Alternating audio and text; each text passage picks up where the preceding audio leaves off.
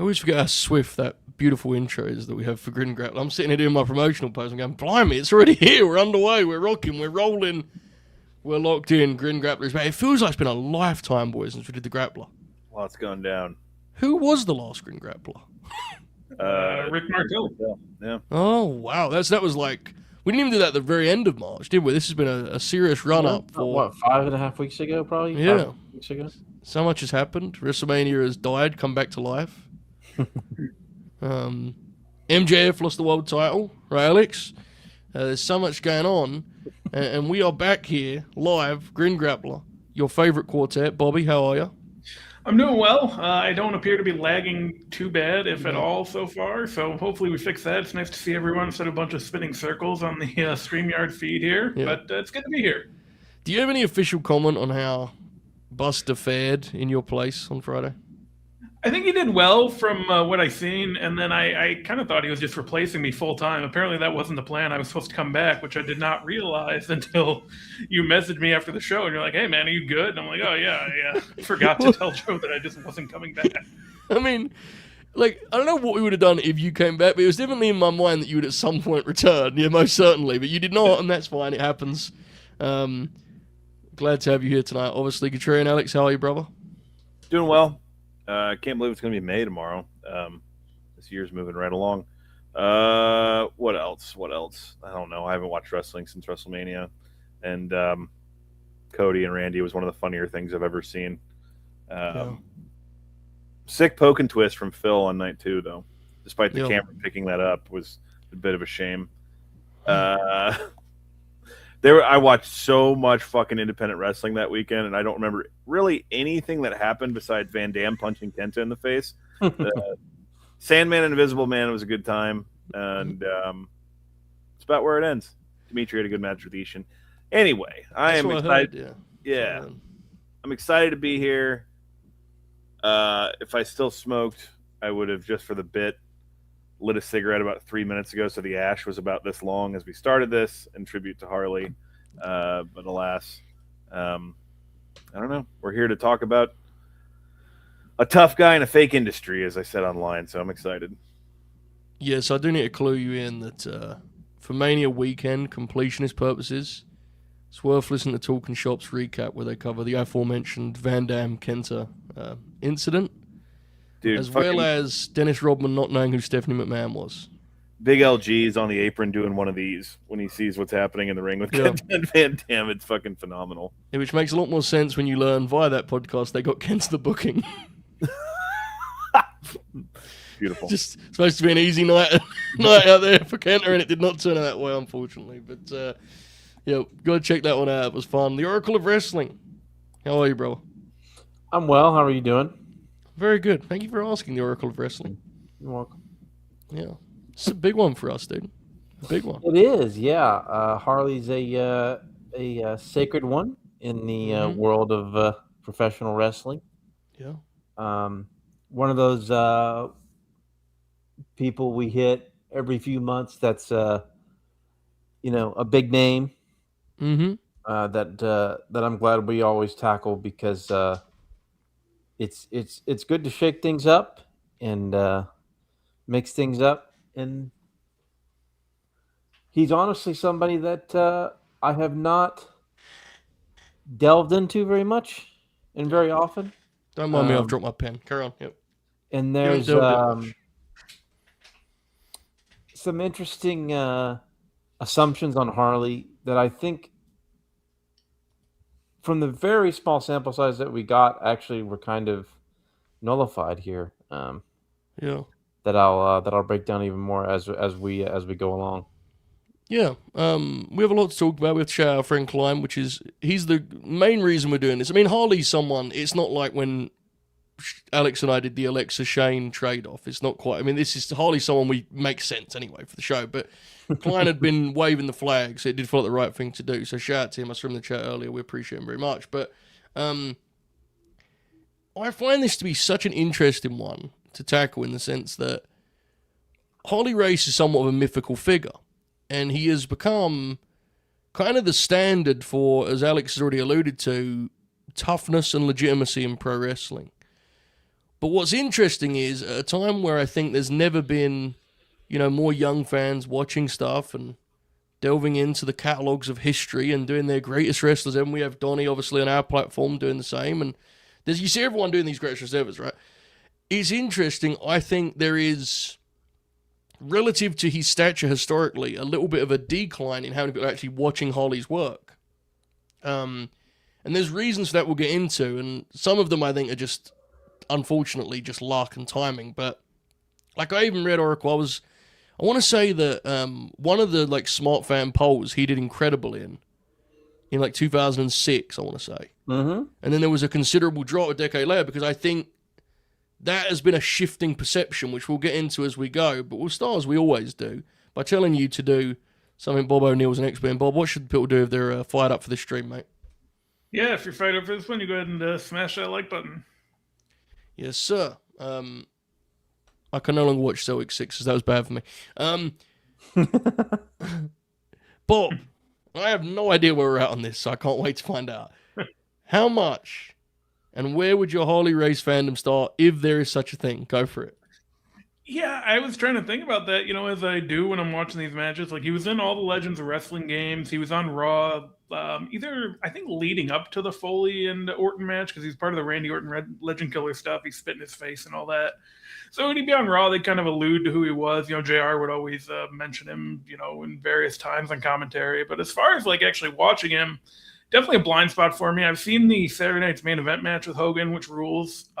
Yeah. But that's really about it, honestly. Like, and I kind of thought, like, oh, when I moved to St. Louis, I should watch more, like Wrestling at the Chase or more stuff he'd be around, and I just never did it.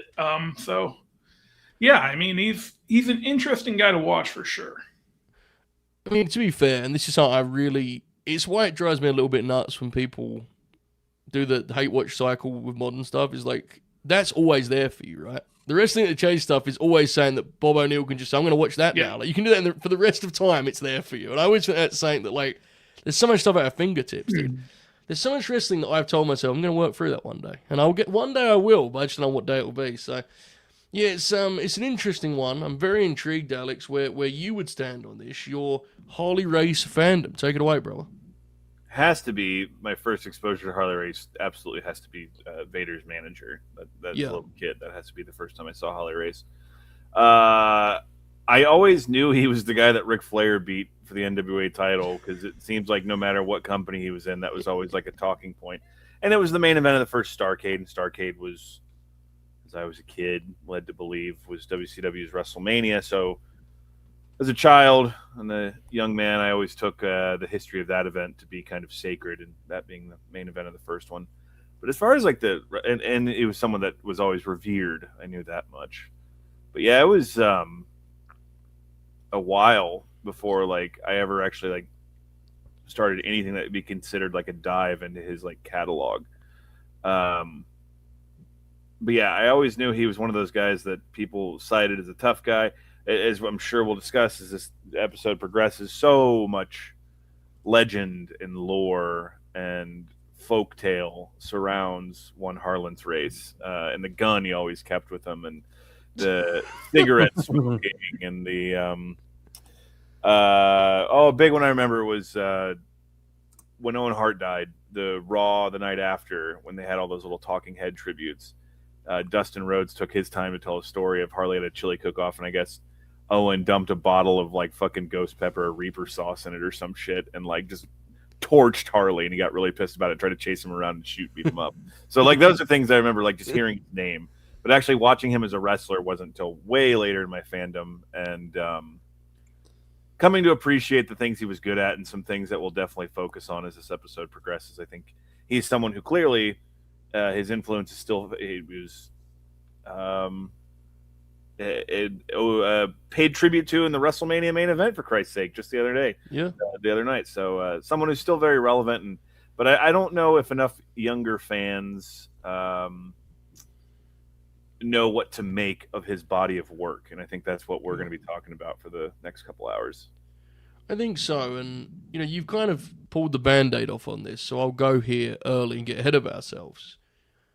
I think Starrcade 83, the original Starrcade, Flair for the Gold, I think is a really complicated piece of Harley's reputation among new fans, because unfortunately, I think there are a lot of wrestling fans that have only seen that match.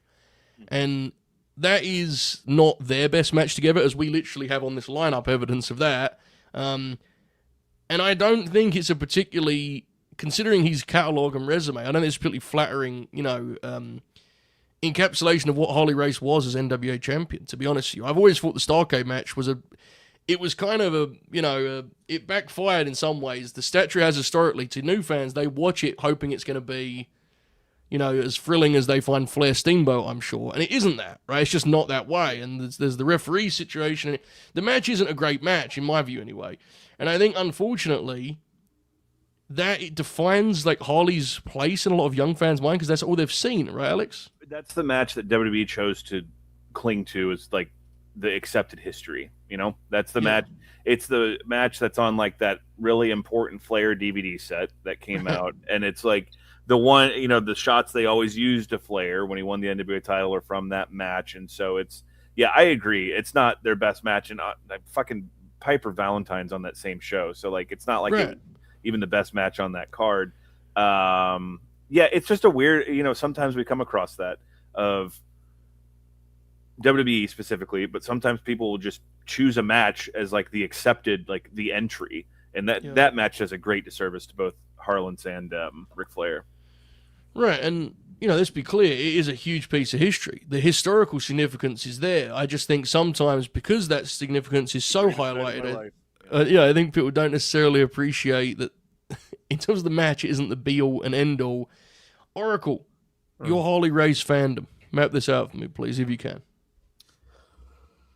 So let's see here. I mean, my first intro to him was pretty much what everybody else's was at the time in the early 2000s, whatnot. The Randy Orton angle where he spits in his face, and the first Flair DVD that came out in 2003. I'm gonna put a $25,000 bounty on Ric Flair. And of course, fucking Triple H, that asshole. JR. There's a Harley Race knee. That was basically my Harley knowledge for a long time. And then get this. Something called the Smarks Choice poll started, and never brought that one up. And take a drink. Yeah. God, people, I probably could kill people, with if there was a drinking game on. Yeah, they binged. Show. Yeah, just slamming them. Once every 3 hours, they binged Grin Grappler. I think it was a few TV matches from '89 and '90, and our final match that we talked about tonight, where I kind of got a glimpse of Harley a little bit, and then I saw some of his WWF 80s stuff. Yeah. Where he's this crazy bumping machine. And of course, I saw the Vader stuff as the manager, where he's a crazy bumping machine. And it's funny because, and I'll break it down more. We'll obviously talk about it more. But for the longest time, Harley was sort of, the assumption was that he was just this old mat-based wrestler, I think, in some ways. Yes. Yeah. And that's not the case. And also that there is this assumption that he was just a guy who did he was like Kurt Angle before Kurt Angle and would do like stunt spots and stuff. And that's also not the case. He actually had incredible range. And almost like he adjusted depending on the situation. Almost. Yes, exactly. And I think we learned that about Harley in the 6 matches. I think our selection was actually perfect for that. Because I think every match is different, and he works differently every match. And it's funny how narratives and either through WWE's narrative or through certain old school fans' narratives or new school fans' narratives, how Harley's one of the bigger victims of that. And it's actually a really unique conversation in and of itself. But he's still someone I never, honestly, even though I'm someone who kind of tries not to be affected by narratives. I think in some ways I was always either when I was younger I was afraid of mat wrestling, and then in like recent years I was like, well, I mean, I guess he's a spot food guy, and then Yeah. a lot of 80s WWF. That's certainly not the case because he knows how to. He understood where he was in the 80s too in WWF and that twilight of his career. But yeah, there's a lot to talk about here. This is actually a pretty interesting. I mean, obviously it's Harley Race, but Right. there's a lot of things to tackle here. Yeah, because I think, this is a show where, yes, we talk about the bigger story and the perception and the narrative and all that good stuff, but I do think it's also a show we try and look at these 6 matches. And to Oracle's point, there's a lot in these matches because there is. I mean, I think the biggest part of Harley's kind of wrestling legacy that is not necessarily credited is that he actually really was quite innovative, I think, in his approach in terms of mentality. And I think, to Oracle's point, that is a little bit lost in the earned and obviously deserved reputation of a tough guy. I think that gets lost a little bit. I think he was actually a real trendsetter in terms of the way he approached the matches. But I agree that there's also some matches here where you get to see him as that gruff, grizzled NWA kingpin. And there's a bunch of... So before we even get to our matches, I think this is a pivotal note to make. Harley turned pro in 1959. Our first match tonight is 1979. So, we talk a lot about how today's guys go like they have long careers, right? We're meeting Harley Race on our Grin Grappler lineup, which we tried our best to get some variety, but we still are meeting him 20 years into his professional career. And let's get it right, let's be fair here. This is a career that isn't one TV match every 2 weeks. That is a brother wrestling. Consistent work, NWA champion multiple times over. I mean, the schedule he would have pushed in the 70s especially is unfathomable. We're meeting him at the end of that decade. So the part of Harley's story that I always find kind of fascinating, and Alex, you kind of alluded to this, the lore, is all of the crazy incidents that happened outside the ring. Like Harley, famously, when he was emerging as a young wrestler, he has the car crash, which takes the life of his pregnant wife, and the story was that he almost was going to get amputated, right? And then he doesn't get amputated. He says he's not going to be able to walk again. He's wrestling again, and he has a 25-year career as a wrestler. Alex, to be honest with you, those stories are almost hard to come to terms with, aren't they? It's insanity. Yeah, someone called it out in the chat, but yeah, there was a dark side of the ring on him just due to all the things that happened in his life, and also just kind of the figure that he was. And it was a story too, where he fell weird on a table in the WWF and fucked something up in his stomach against Hogan. Yeah. That's right. And then, he pulled a gun on Terry, and then got into a shoot with Vince McMahon in the locker room, and it's there's a lot of stories like that. And I mean, it seemed like everyone from that era too had some sort of anecdote that resulted in Harley pulling his gun out to restore order. And then when he's in WCW, Taker and Austin have these stories of he became like this unlicensed chiropractor that would just snap the boys back into shape backstage and shit. And Nash has the immortal impression. He said the first time he walked into a pro wrestling locker room, he said Harley Race had an ash this long and was doing his boots. I told that motherfucker, that story he has about that. And the other thing, the important thing to keep in mind with Harley is he was born old. You see those pictures of him, and that man was born 47 years old. And you see like the little fucking the poofy hair with the fucking Lemmy mustache that he has, and that red and blue robe that he wore. I mean and he has that fucking the tat. Yeah, the tattoo, which I don't know if there's any military connotation to that, so I don't mean to disrespect it if there is, but it's always been like fucking wrinkly and just withered, and he looks like a fucking pro wrestler, man. And the story of him too, he lived to be 76 years old, I believe. And people have talked about 2 packs a day, fucking big drinker, and just a guy who burned the candle at both ends. But like the stories that go beyond, like there's things that like would blow people's minds of like he was so revered. He had like anyone he trained in the 2000s, like Noah would just like, send him over. Like we want that. And like Kenta Kobashi worked a fucking indie in Kansas City in front of like 100 people just because Harley like asked him to.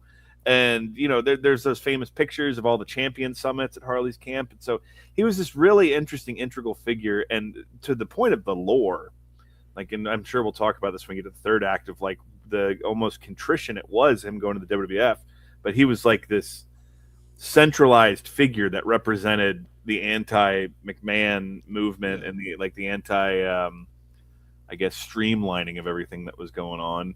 But he's a guy that, to like his final appearance on a wrestling show, people still were like, well, he's the toughest guy in the room, just showed up. So he's someone that's carved out an image and a legacy for himself. That's, we overuse we jokingly, we're hyperbolic with the one of one thing, but like in wrestling, man, there's no other fucking Harley race.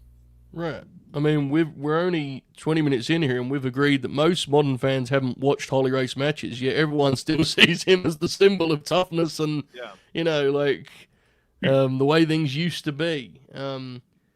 It's very, very interesting stuff. It's when he returns that he starts using uses his real name, Harley Race, of course. Where I believe, and my notes are failing me somewhat, but I believe he's working in Amarillo at that time. I believe for Dory Senior. I do love the handsome Harley Race thing. It's like the Kid Mo on The Simpsons. It was originally Kid Gorgeous. Like the idea that Harley Race was handsome at some point in time popped me huge. They kept. Did he even use handsome some in the WWF? Because I swear that Alfred Hayes hit him with one in the WWF match. Yeah, and our man, he does. Dude, there's an Alfred Hayes quote in that I howled at. We'll get there. Behind you. So, then of course there is the team with Larry the Axe Hennig and the AWA, and again, this is all 60s. And it's the early 70s, I believe, is when he moves elsewhere and becomes kind of emerges as singles force. So at that point, he's over a decade into his pro career, which is hilarious. It's 1973 where he first becomes NWA World Champion, upsetting Dory Funk Jr. It is initially a short reign, but obviously, as we know, he would be back and would reclaim the belt from Terry Funk in Toronto, which is a match that I think has been out there for a bit, and there's a couple versions of. I told the boys there's a version on YouTube with Cornette and Meltzer on comms, which is very funny when they did that like DVD series. And I think it recently got re-uploaded by Maple Leaf. I think they uploaded it because that's part of their Maple Leaf Gardens lore and so on and so forth. So that's pretty neat. And he basically from there holds the belt for over 4 years with like 1 week gaps in between, right? Like Dusty's the first of those, the second of those will come up here momentarily, but he's basically the NWA World Champion for over 4 years. I mean, there's, again, a couple of guys pick up for a week and they drop it straight back to him. He's the guy they trust. He's steering the ship. And then, of course, it goes back to him, which we'll get to later on. But we have now made it close enough, anyway, to a point where we can jump in and talk about some of these matches. And my goodness, there is much to discuss. Andre the Giant is our starting point. And Andre Barber 1-2 punch to lead us was, I gotta say, when we were putting it together, I didn't even think about the fact we were doing that. But when I was watching it, I was like, that's kind of awesome, right? These two iconic big men in pro wrestling history. Very different matches, too. January 7th, 1979, Houston Wrestling, 2 out of 3 falls match for the NWA World's title. Bobby, what did you make of Andre and Harley, brother? I enjoyed it overall. It took quite a bit to get to the first fall, and there were some holds in there. But, when Andre's doing holds, it doesn't bother me as much because of how he looks. He just, it works. It makes sense for him to do it as a character. But really, the high point of that entire first fall segment, they end up outside and Harley body slams in, which I did not know was coming. That was crazy. And then from there, the match really kind of picks up, and it's quite good from there. I like it a lot. Double count out at the end kind of protects both of them. It's good stuff. It's a really good starting point. I'm glad we got that body slam in there, even if the first fall did go a little long for me. That is actually a big part of Harley's lore, is that he body slammed Andre. And I'm pretty sure he did it even before this, like a few months prior to this. But this is one that I know they would saw it, and this was actually a match that do you guys remember that? Back up in one of our other matches. Hang on a second, I missed you there. Say that again, mate. I was just gonna say the body slam comes back up in one of the other matches on this. Yeah, it does. Yeah. Mm-hmm. So this was one of the matches that was actually uncovered with the NWA On Demand gimmick. Do you remember that? I assume that doesn't exist anymore, right? I assume. Do you guys remember that? Like the Bruce Thorpe NWA on demand? Yeah, it doesn't exist. Oh, Billy yeah. Corgan cut the cord on that shit when he bought it. Would you agree, Oracle? This is like one of the matches that this uncovered that service? Because I remember this being out there. Yes. Yeah. That service was a huge deal in the mid 2010s when Tharp owned it. Yeah. That was like a huge thing because like there's like threads in the message boards like, oh man, you got to get NWA on demand. Yeah. And then tonight's singer fucking Tonight singer. It's like, come on, man, that's such a great song, and then you fucking yeah. Because the reason it struck me was when I was watching it. Bruce Tharp is the reason I got to see Jushin Liger wrestle in a community fucking rec hall in San Antonio because he ran a NWA show there and he had all the stars from New Japan. It was Liger, Tenzan. Yeah, he worked the NWA shows a lot. Yeah. Gato, a young man named Watanabe who debuted on NXT the other night under a new gimmick. Wow. And I can't remember who the other one was, but it was literally like fucking off-road Texas. Like the concession stand was fucking crockpot Frito pie, and here comes fucking Jushin Liger wrestling in front of like this predominantly redneck and Hispanic crowd who maybe 10 people, including myself, knew who he was. So Bruce Tharp, I thank you for that. Yeah, I was going to say respect. The reason I realized what it was because when I had that service, I remember the way they would edit it, and when the YouTube version that we have now is absolutely from that service, you can tell by the way that the captions come up. At one point it gets muted and it comes up, "Sound will return in 7 seconds." I was like, "Oh, thank you, Bruce, appreciate that." But it's awesome, and Alex, you texted, I knew it was coming. Before you even get to the match, and obviously when you're ready, go into the match. The sounds we get out the gate here from inside these ropes, brother. Oh my goodness. And look, it's a Harley episode, and we got almost 30 whole minutes in before one of us went, "Sha!" Yeah. There's a lot of, the "Sha!" on this, and "What-cha?" And then Andre, yeah. And he's not like "Let me die" Andre in this. He's just like big fucking grunty boy. Fitting subject, considering all the love in the world to Dave, but he was trying to discredit Andre the Giant's legacy, and in lieu of our buddy Hollinger's greatest wrestler ever list this past week. So that was quite the happening. And then you watch something like this, and Andre, yeah, look, it's a loud match. Okay, well, first of all, let's go to that. We have like legitimate high definition audio in this, and the video quality is not far off. Yet I can't get Public Enemy versus the Smoking Guns from Survivor Series 95. This match is 50 years old. And the Vault can't fucking put that 5-minute match up. I know y'all are listening to this. Put the fucking match up. But Andre here is fantastic. I sent the group. This is possibly the most jacked I've ever seen Dre. His back, like there's some shots where he has like a fucking submission hold on Harley, and his back is like he's got like an actual wingspan. So he's looking good here. And look, I was having fun. Andre the Giant was an incredible wrestler, and we did an Inoki match previously, and which is unreal. We must have done Hansen. We did the Hansen match because I was going to bring that up because it was Harley, Hansen, and Kamala. I think were the 3 people that slammed him before Hogan. That like famously, the big 3. The big 3. That's right, brother. And Andre's incredible. The speed on his lockups here and transitions is just unreal. I agree. It takes a little bit to get going, but I love the idea of the match is that Andre's just out wrestling him, and every cheap shot that Harley gets, he takes, like when he backs him into the corner and he hits him low or hits him with a closed fist, and he can't out wrestle him. But then the whole thing is like, his persistence and eventual toughness becomes a bit too much for Andre. Like when they start brawling on the outside, and that's where the slam happens. I did chant ECW when he slammed Andre on the concrete. There's a great part where he cinches up Andre for a vertical suplex, and you can hear the crowd laughing. Like they're like, "You're not gonna fucking suplex him." But like and the headbutt too. When he goes and he headbutts Andre, and then he sells himself. Like he's like, "Oh fuck, why did I do that?"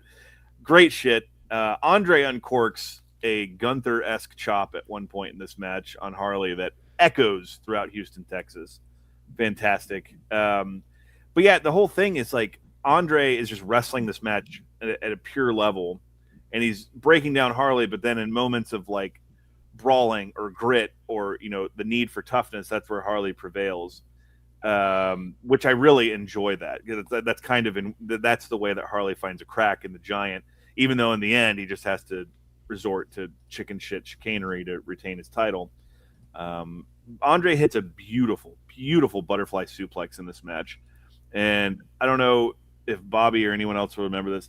In the Legends of Wrestling video game, Andre's finisher was a butterfly suplex, and I never understood why. And that he used going back through the years, finding he used that pretty regularly, and it's the movie beat Hogan with on the big event. So that's I would pop for that. In closing, and Andre hits a big boot somewhere. Young Terry Bollea felt a shiver go down his spine, brother. I love when we do get a few shots of the people in the front row. It's just grown. It appears to be married couples in their church clothes that just went out to the matches. It's just, we talk about the different time. And then my last note, when the match concluded, I go, is that fucking Bronco Lubitsch as the referee? Was it Bronco? Yes, it was Bronco. Okay. He was still going down for the count. He wasn't doing the standing count anymore. So this is we got Bronco's A game in this one. It was a big night. Yeah. Like you guys said, it takes a little, there's a bubbling in the cauldron, and in my right mind, if someone had never seen this type of wrestling and only was familiar with the modern style of wrestling, I couldn't guarantee they would enjoy it. But I enjoyed the story this match told, and there's a couple moments of just fuck yeah, dudes rocking this too. There is. It's such an. I mean, I really liked the match. I thought the match was terrific. But even beyond that, it's just a really interesting watch because it's an immediate example of Harley's versatility and range in that he kind of plugs Andre's hits, for want of a better term. And signature kind of, Andre things into like an NWA world title outline. Mm-hmm. And it is fascinating to watch Andre dissect a body part and sort of mechanically take control in a wrestling match.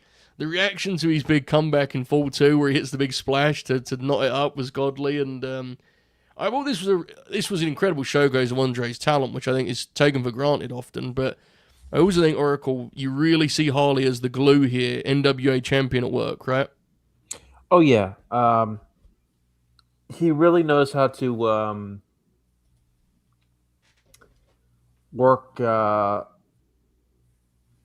with whoever he is in the ring and work to their strengths. Mm-hmm. Here, as mentioned, he gets basically out-wrestled by Andre, but Harley does a really good job of showing that size difference, right? Yeah. And kind of using the ring and using his whereabouts and all that stuff to kind of get the advantage, as Alex pointed out. And then, of course, the slam on the floor is a great transition into, of course, that was into the first fall, I believe it was a count out, right? And kind of transitioning into that. And also just to show that, when you build up to a big spot like that, how something so simple can be so meaningful in a match like that. And then, of course, now Andre has vulnerability in the match, and it's a little bit more of a back and forth affair after that. Yeah. But yeah, this was just a really well worked, really well paced, classic NWA title match, really. And it was pretty unique to see Andre work a match like that, but I thought it worked really, really well. Because typically Andre's even classic 70s, early 80s Andre's not always working that. Right. He is, especially in the 70s, he'll do a lot of mat work in Japan and stuff, but this is not something you would see as much in the States, I don't think. Mm-hmm. And so this was a really, really unique match just for that alone, I think. But it also showed Harley's ability to, I'm working the NWA title style, and I'm working with Andre. How do I still, how do we still get Andre's strengths and Yeah, kind of marry still those have things. that sort of title feel, and I think that they really balance that out really well. Put some time into it. They go almost half an hour. Mhm. Alex, what was you going to say a moment ago, mate? Oh, I was just telling Oracle about the slam. With all the fucking inside baseball stuff we talk about, when you watch that, you can tell that, like, you can see Andre kind of posting and whatnot. He's got his hand on fucking Harley's thigh, but then like Harley holds him up just to like make a point, like a little extra second longer. He keeps him up there and slams him just to be like the badass of it. Yeah, Andre's use at this point in time was largely like handicap matches, battle royal appearances, and shit like that. So in America at least. Yep, comedy matches even at that point. Yeah. What year was it him and the Sheik killed Toronto when they did the fucking Maple Leaf Gardens match that Sheik threw the fireball in 3 minutes? Yeah, it might have been around this time, but anyway. Yeah, Andre was a good wrestler. I'm sorry if you've only seen fucking Colossal Connection or WrestleMania 3 Andre. Andre fucking ruled. He did. It's ironic, really. And guess what? I'm going to be the guy and say he was fucking awesome in the late '80s too. I've turned a corner on that, dude. He fucking rules. Good for Matt D. Good for him. Hey man, he won me over on that front. He's convinced me there. I think it speaks. All those guys convinced me. I think it speaks to the recent Hall of Fame inductees as much as any. But Andre had a match as late as 1990, him and Baba against Demolition, that I thought was awesome. So I love that match. Yeah. I love that show. We're going to talk about it sometime. Maybe on LNG Productions, a different series. But nonetheless, the third fall is a little hurry, but it does have that great moment where Harley punches Andre in the head and he kind of does there's no way you just punch me in the face. No shot you think you're going to punch me in the face. And just, the people roar, dude. Like, this was terrific. I thought this match was great. And I know Klein messaged me about this a while back, but it was great to finally watch it. And I mean, you could listen to this as a podcast too, with all those just incredible sounds. I mean, it's just remarkable, really, like an album almost playing out for half an hour. For some of the suplexes, Andre does a big like when he goes up with it. Yeah, they did a great job on this, didn't they? Like when they released it, like this is high quality, dude. Like it's very impressive, very impressive. Shout out to Big Bruce. We hope you're well. Yeah, did you see this, Alex? I'm sure this is not a surprise to you. But this Four Horsemen is fascinating. The Liger match was Liger and Tenzan against Brian, Big Daddy Yum Yum. Byron Wilcott, was that his name? Yeah. And something Tarver, the guy from the original Nexus. Mm-hmm. Oh, Michael Tarver? Michael Tarver. I was a huge Michael Tarver fan back then. Godly. Wilcott, Big Daddy Yum Yum's weapon was shake weight. And at one point in the match, he hits Liger with the shake weight. And their time stands still as Liger just kind of stares at him. And even though he's wearing a mask, I could see the man's face in which it said, "I'm not selling that." And then he just kicks him in the stomach. And that's how the match progressed. So, yeah.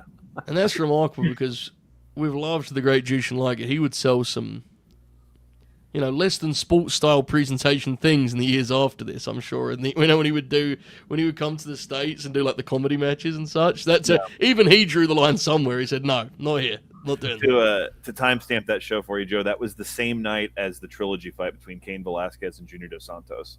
Oh my! So I had the phone refreshing to get the results from that. What year would that be? 2013? 2013. Yeah. What a unique trilogy that was, huh? 1 minute knockout and then 2 bludgeonings. Incredible. 2 life-shortening events, yeah. Yeah, still going though. God love him. Anyway. All right. Speaking of which, Giant Baba. Shoji Baba. Exactly. Matt has been a member for 8 months to celebrate 8 months in this wonderful community. Can I get an Oracle rendition of Liv Morgan's hit song, Trouble? Do you know it well enough to do that? What is it? Trouble, trouble, that's me. Perfect. That's it. You were the guy on stage that caught her and danced with her, right? Yeah. Yeah. So that's why I had to step away on the Grin along for a moment, Yeah. Yeah, good for Liv Morgan. Apparently, I saw a stat about how well it's doing on Apple Music, and I just couldn't believe what I was reading. I was like, I guess so. Good for Liv.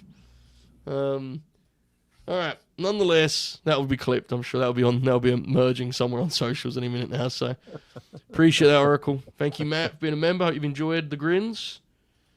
Matt, of course, is the mind behind in our WCW Lives series. He's the mind behind Two Cold Dogs, which is the Two Cold Scorpio Road Dogg Jesse James team, which has been tearing it up in World Championship Wrestling, doing almost as well as the contrarians, C.W. Anderson and Shane Douglas.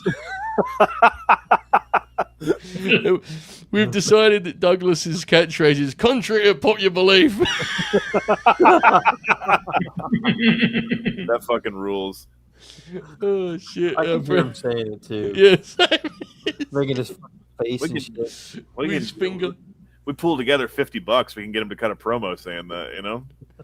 May not cost 50. Klein sent a super chat and said he got Kobashi to wrestle not in Kansas City, but in the small town of Eldon, Missouri. Population 4,000 for his promotion, World League Wrestling. Incredible. And this isn't like Greenhorn or you got like this was like Kobashi, when he was a god wrestling in a fucking, I assume a barn or a rec center of some sort.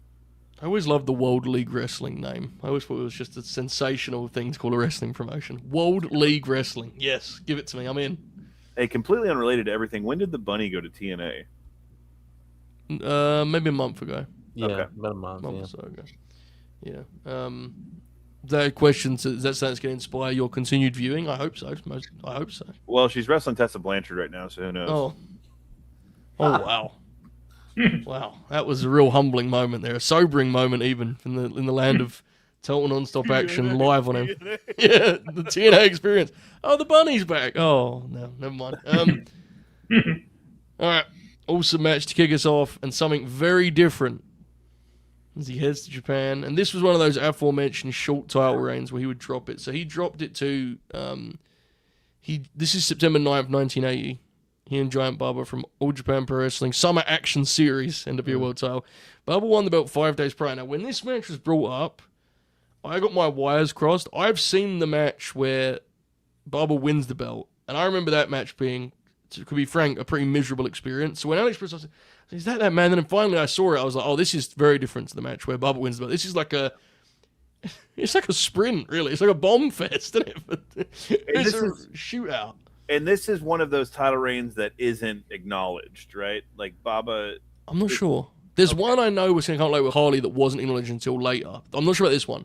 I can't remember if Baba's actually accepted in the lineage of it or whatnot, but actually in the Lapsed Hogan, they recently, where they're at in Hogan's career, they read a newspaper article from this time of Harley, like denying that Baba won the title, and he said something like, look, even if he did, you're ignoring the important part, and that's I've won the title 4 times now. 4 times. And so, but whatever the case, fucking Baba wearing the NWA title, what a sight that is.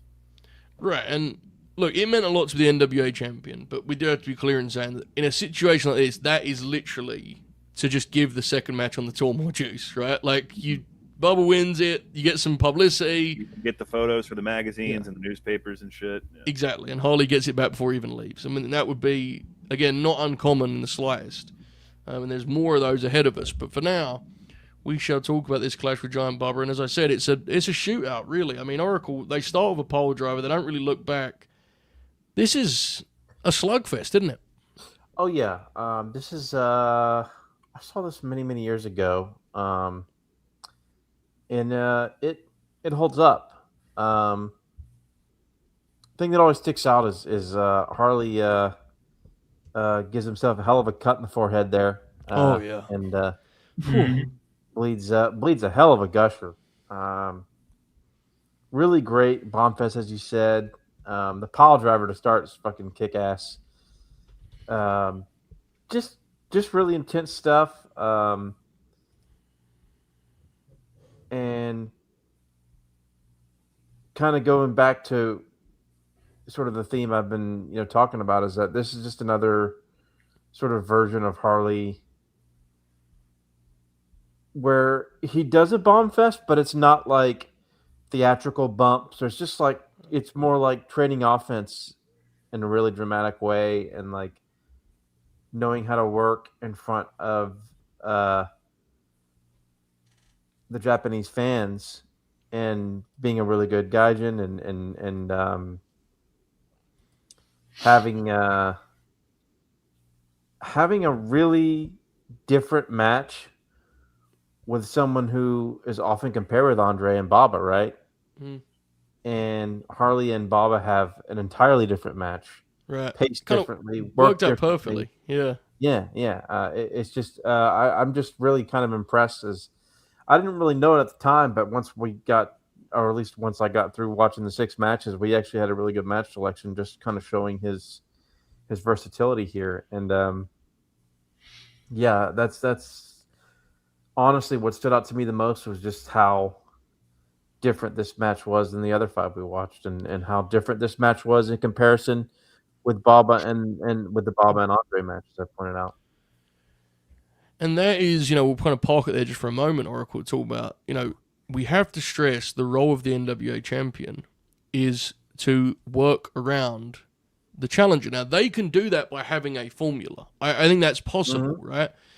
But it is great to immediately see here, and this is a guy who now at this point is deep into being NWA champion, the different sides of himself that he can showcase, which is pivotal because not every territory is going to have a fiery babyface to work with him, right? Not every territory is going to have a big man for it work. He's going to see different opponents, and there is a reason Harley's reputation as NWA champion was what it was, is because he could adjust. I mean, that was the job at the time, right? I mean, it's in some ways he was, I think, deemed the kind of crown jewel of that, honestly. So you see that on display here, no doubt. Giant Baba, Harley Race, Contrarian Alex, what did you make of this? Yeah, if y'all have been watching very long, you shouldn't be surprised. I think this match is fucking awesome. Baba with the belt is just an unbelievable visual. Junk Shop Dog, who made the line of the spiritual successors to the Popey line, his giant Baba figure, the trading card in it is a picture of him with the NWA title. It's very cool. Yeah, starting off with a pile driver. No better way to. I mean, that's how it's done, bros. And Harley's really thrown into everything. You can tell what he's trying to do is just get this shit over with quick. Like he's trying to just put everything he can on this big motherfucker and take him down, keep him down for the count. But basically, Baba's just eating it all. And then anytime he hits Harley with something, he's just beating the shit out of him. And, Harley's doing to the blade job. One of the things, I mean, Harley's selling is something. I know one of Dave's favorite talking points is when anytime anyone ever questions the psychology or the merit of a Will Ospreay or a Ricochet or, the high flyers. I'm not meaning to pick on those guys, but one of the things Dave always says is that Lou Thesz said the same thing about Harley Race. And when you watch Harley Race's selling, and in this he has the brilliant sell of, Baba does the big head chop after Harley blades, and he does he turns and to reveal to the crowd that he's bleeding. And yeah, Harley does a lot of the Gunther's a good example of he sells a lot like Harley Race in the terms of when he gets hit, the big windmilling and shit. What all you're actually doing is just expressing to, if there's no video screen in the arena, the guy in the last seat of the building can see that you got hit by something. And Harley in this match is exemplary of it. If you want to, you could say yes, he's being performative in the way he's selling or really over the top. But to me, I've seen enough bar brawls both online and in person to know that a drunk tough guy will stumble like that from time to time if he gets rocked bad enough. So I've come to, one of the things I've come to love about Harley is his style of selling, and that's on full display here. We get an exchange of beautiful vertical suplexes. The post spot that leads to the aforementioned gusher looks gnarly as fuck. It's one of those things that the brilliance of pro wrestling. I rewound it 3 times because I couldn't tell if Harley really banged his head off of it or just did such a good job selling it. So good on him. You see opposite Hardcam, there's members of the press that have phones at their tables there that are on the phone with, whatever publication they're with, giving them play-by-play of what's going on in the ring. And even at the height of the WWF and WCW having photographers and stuff ringside, we never got insane shit like that where people were reporting what was happening in a match. But that just goes to show how big of a deal, especially at this point in time. wrestling was in Japan. And Baba too. He my note here. My God, reverse bulldog, because Baba fires the fuck up in this match. He runs and hits a reverse bulldog on Harley, and I think Baba has become a bit underrated by modern fans, and I think Baba was a great pro wrestler, and just based on his physical abnormalities and the things he dealt with because of that, he didn't have a long shelf life. And yes, like Andre, towards the end he kind of broke down and was a bit of a frame of himself, but he's a guy that got it. And you watch matches like this and his facial expressions and his timing and his his offense too. It looks great, looks believable. And for a wrestler from he was a disciple of Ricky Dozan, who was also a baseball player, which at that point in Japan, the two biggest sports were pro wrestling and baseball. So he was a big fucking deal. So it makes it even more of a gut punch in the end when Harley wins back the title in a very cheap fashion, catches Baba up on the ropes, and what man can't sympathize with the plight Baba finds himself in at that point in time. But I thought this match was fantastic. I think versus the last match where I talked about the story being told here, it just reeks of two guys doing whatever it takes to win, as opposed to having some sort of real game plan when they go out there. So big fan of this match, big fan of both men involved. And I mean, every time it comes up, Joe, we talk about just the beauty, the aesthetic of this era of Japanese wrestling, nothing like it. So full endorsement on this one. Legitimately nearly 50 years ago. Wow. Just insane that it looks like this. And, as far as Baba, I think it's an issue of because of how, sparkling his reputation and image is as an iconic booker and leader of a promotion. I think that's actually had the opposite effect on his work, where I think a lot of modern fans just see him as the kind of guy overseeing All Japan, which is hilarious because he's the guy who had to fuel and lead it inside the ring too at times, especially initially, of course. So he's an iconic wrestler. I had to do a little bit of research at this time because Harley was one of those guys during that time. The whichever Japanese promotion you picked, you were blood oath loyal to. And I don't know if he ever actually had a singles match with Antonio Inoki. I was trying to look that up and see if that ever happened, but it definitely didn't happen during a period of time like this where it would have been a really big deal because he was so loyal to Baba. It's always something and it's why I prefer the older All Japan stuff to New Japan, is their affinity for NWA style wrestling, right? I think it's saying that when people think of All Japan now, they think of the Pillars, which is great, and I'm wrong, but I think they lose sight of the fact that there's all the years prior to that where it's this really cool infusion of Southern American wrestling. It's fascinating, isn't it? You see the Funks in All Japan. That's a different All Japan, really, isn't it, in terms of style and cadence. So it's an interesting topic. The Kerry Jumbo match we covered is exactly what you talk about. Very, very interesting. Very, very interesting indeed. Bobby, how familiar are you with Giant Baba to start with? Yeah, not too familiar, honestly, outside of this. I think he rules. I think this match was awesome. The last one, it took a while to get going. Didn't have that problem here. Kind of you all alluded to, just pile driver from the jump, and then it's just kind of bomb after bomb the whole time. Harley gets busted open. He really likes getting run into the ring post from both outside and inside the ring, as we'll grow to see along the journey here. But I thought it ruled. The pole driver is funny because I think some territories treated the pole driver like death. I think there is a misconception that it was always treated that way, and a lot of our beloved legends would just do the pole driver, wouldn't they? Terry Funk would especially. Japan treated pile driver like a transition at best. Yeah. But that was I always say it, but there's a TV match. When Terry comes back to WCW to do the Stud Stable stuff in '94. Yeah. Here's a TV match with Pillman in which he legitimately hits 5 pole drivers. Just fucking around, what's worse gonna happen? It's always been case by case, right? I think, and to be clear, I love that. When they brought it back a couple years ago on SmackDown and had Randy sell the pole driver like he'd been shot, I thought that was so awesome. But I also like seeing Dax Harwood just pole driver guys sometimes. Both can work for me as long as it's consistent in one world, right? That's the key thing. So, I thought it was worth knowing because they literally do start with it here. So, Very, very, very different match.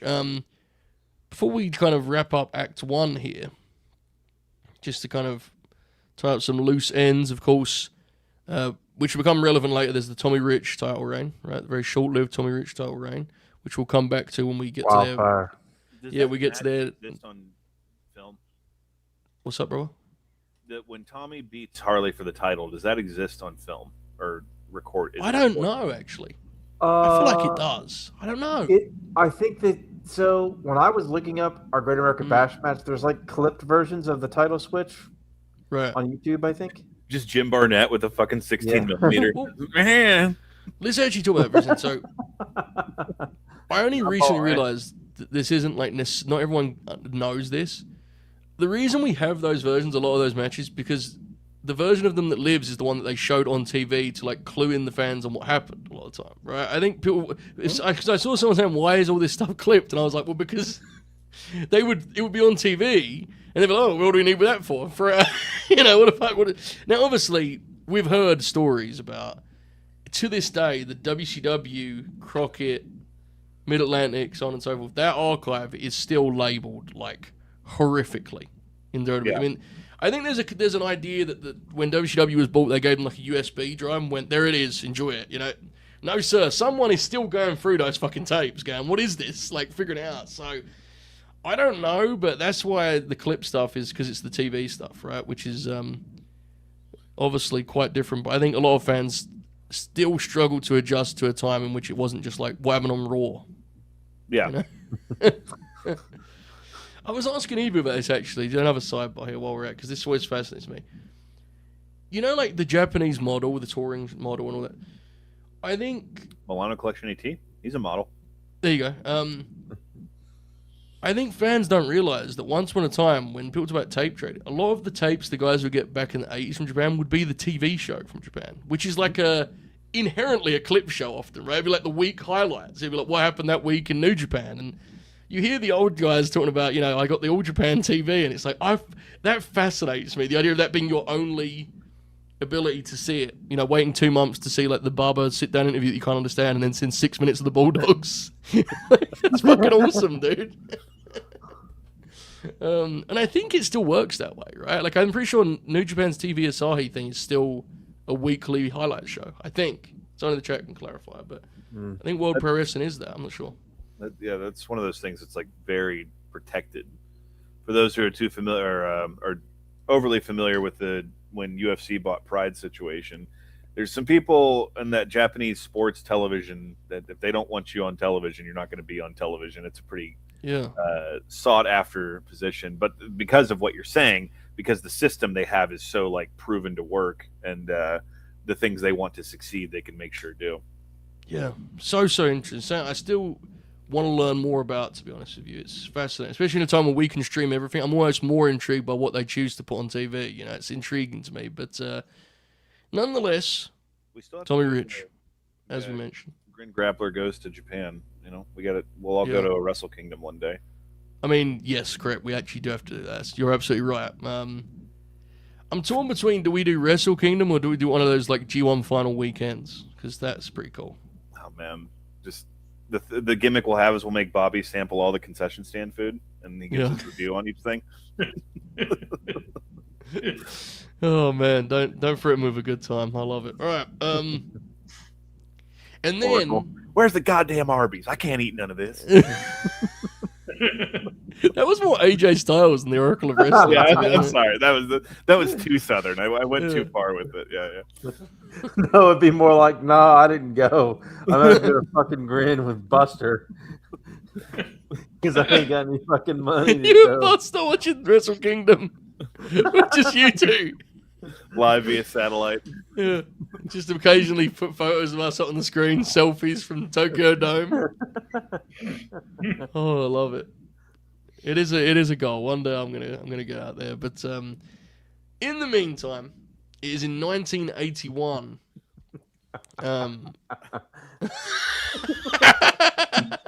Oracle gets stopped by TSA over a suitcase full of frozen pieces.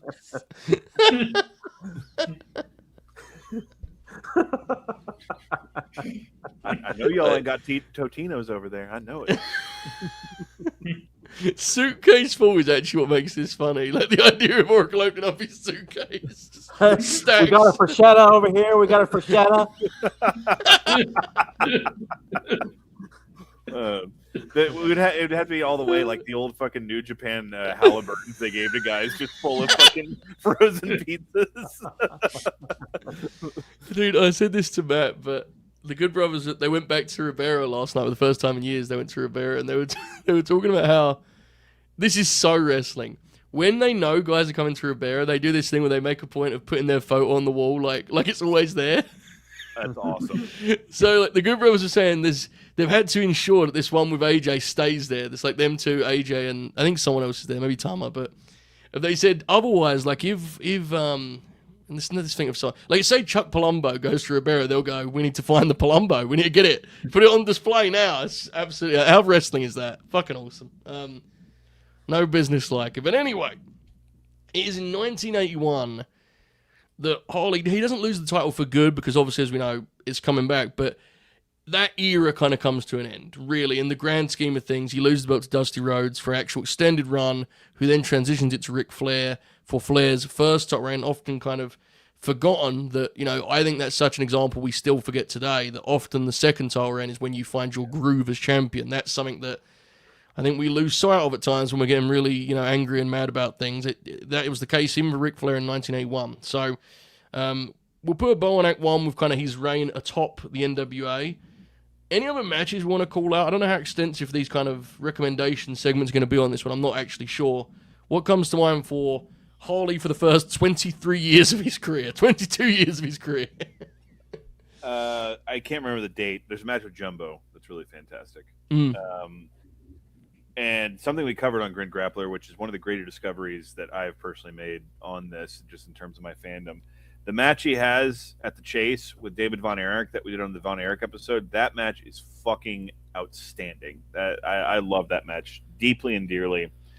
And then as it pertains, I think, to the rest of this, I found along the way in doing research, there's 3 matches in particular that I want to seek out.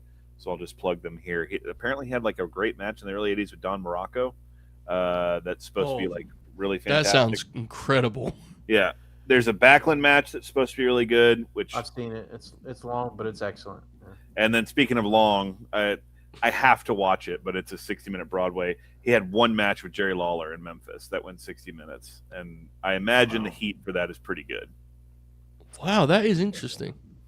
I didn't know that existed. All right, we'll seek that out. But any others come to mind, boys? Or are we good to proceed here to our second act? All good? Okay. Go on, Oracle. Oh, I was going to say I just need to see more 70s Harley. Yeah. Because obviously the ones that I always knew about were the Funk title change I've known about. Yeah. And whatnot. But yeah, absolutely. Bobby, do you have any recommendation for someone that's just having a blast watching this stream right now? Yeah, if you're having a good time so far, you go ahead and smash that like button. And I don't have anything else. I thought I had more. Yeah. Fair. That's fine. It happens sometimes, Man, this next match is so fucking awesome. This was a Contrarian Alex locked into the lineup. I didn't remember this. Kerry Von Erich, June 4th, 1982, no DQ match, number 1 contenders for the NWA World's Heavyweight title. This is the Fritz retirement show where he works Bundy, right? Yeah. Mm-hmm. And he pins Bundy in the end zone of Texas Stadium. Right, and this, would it be fair to say, because I remember when I watched this stuff years back, would it be fair to say that this was an unusual setup at Texas Stadium that wasn't necessarily hanging from the rafters? I remember this being like an interesting crowd for a stadium of that size. Well, I mean, the thing is, it's always going to be compared to when they did 39,000 for Kerry and Rick for the. I think this show did like 7,000, which of course for a territory show is good, but the problem is stadium, it's Texas Stadium, yeah. So it's going to look like shit. It's going to look like a UFL game, God love them, and so they're just siphon them all to the end zone. Which, yeah, you're right. It's a very odd aesthetic, but for me as a native Texan, the visual of the 80s Cowboys end zone behind this match happening is quite fantastic. But yeah, it's a strange decision.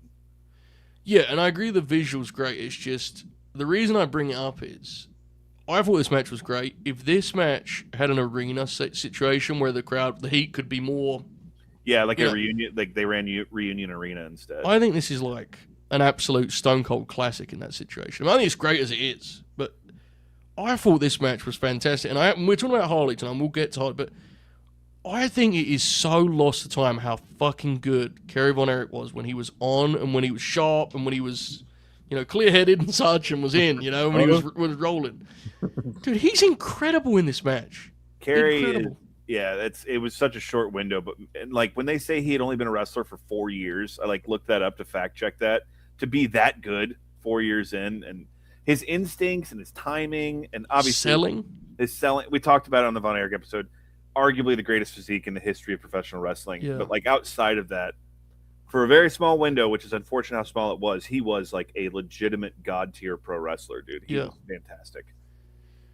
Yeah, they're on point here. I love this one. Bobby, what did you make of this bloodbath at Texas Stadium, mate?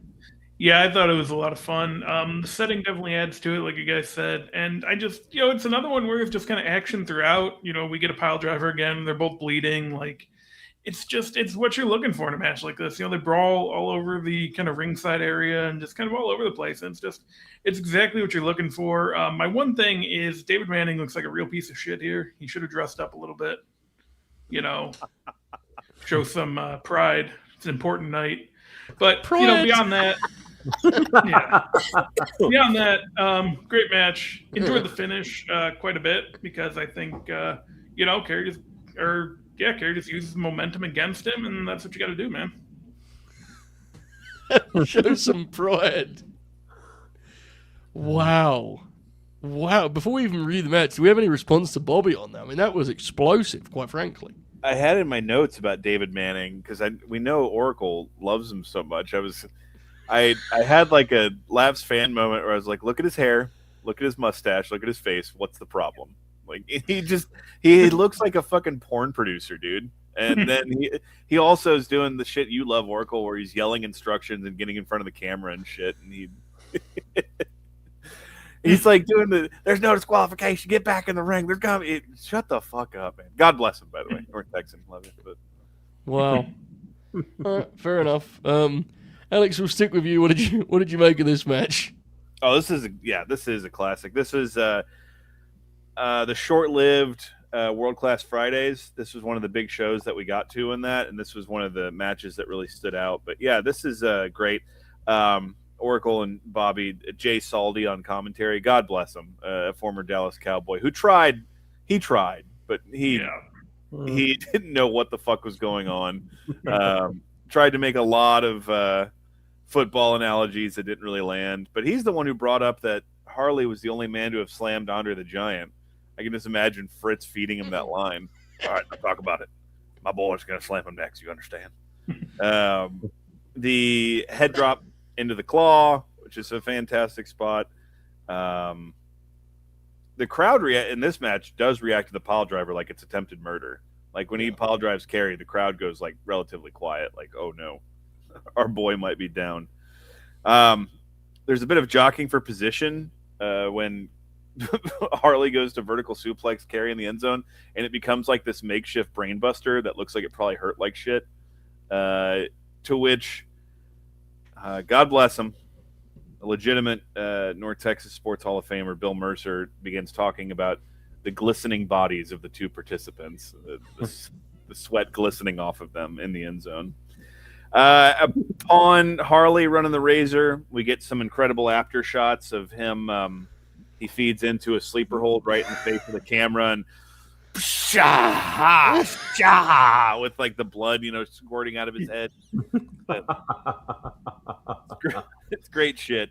And then, the roll through. I mean, I don't know if there's a finish done as much in the 80s as the crossbody that was rolled through and, used as the pin. But the crowd here loves it. And the production of World Class, and I know we talked about this when we did the Von Erichs episode, is just like it was a step above for the time. And so the shots to the crowd and like the engagement and whatnot, it comes across as a real dire effort for Kerry. And I think this is an excellent, excellent match.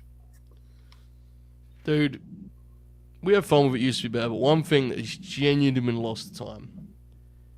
The announcers are such, like, every announcer was an adventure back then, right? I mean, Mercer's obviously a unique case, but, like, this is why I always, no matter how mean you got, stood in defense of Moro, because at least he was different. At least Moro had a style. You may have found it excruciating, but look at the landscape, man. Yeah. Everyone's the same, you know?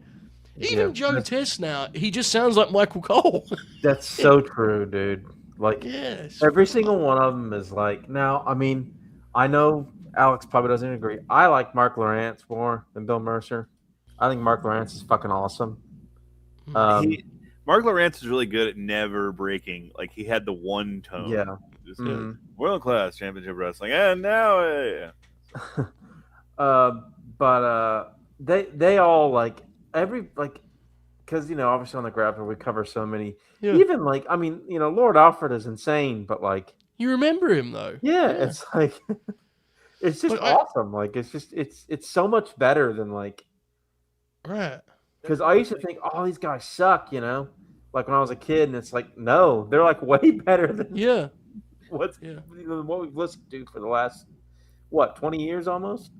At this point in my life, when I go back through the Observer Awards and see like how many years in a row Gorilla Monsoon got worst announcer, I'm like, go fuck yourself. Gorilla Monsoon was awesome. Oh yeah, he was awesome. But like, I guess that maybe this is us.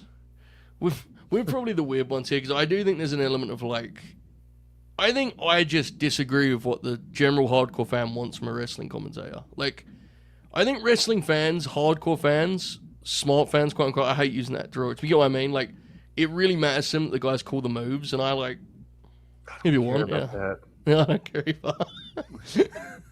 It doesn't matter to me. I don't like Joey Styles at all. Because I've listened to a fucking dork asshole with a mask on for 7 years. Fucking dork asshole was crazy, and he sucks. But like, here's an example of what we're describing, right? I think we'd all agree that Tom Phillips is a good broadcaster, right? He's a good announcer. He's all right, yeah. But it's that thing of like, he has that style. He sounds like Michael Cole. All the cadences are fucking same, dude. Yeah. And, and this whole thing that Michael Cole's the standard bearer, I cannot tell you enough how many times to go fuck yourself. Michael Cole's objectively terrible at his job for 30 years until they figured out how to produce him enough to have one or two good calls in his career. I think Michael Cole has spells where he's good. I think he has spells where he's terrible. I think he's back on the bad side. I think he's right been now. bad for the last few years, to be honest. But I did like him with Taz. I did like him with little Taz. I did like a good bit. Not for nothing. Pop the hips. Got to keep that grip.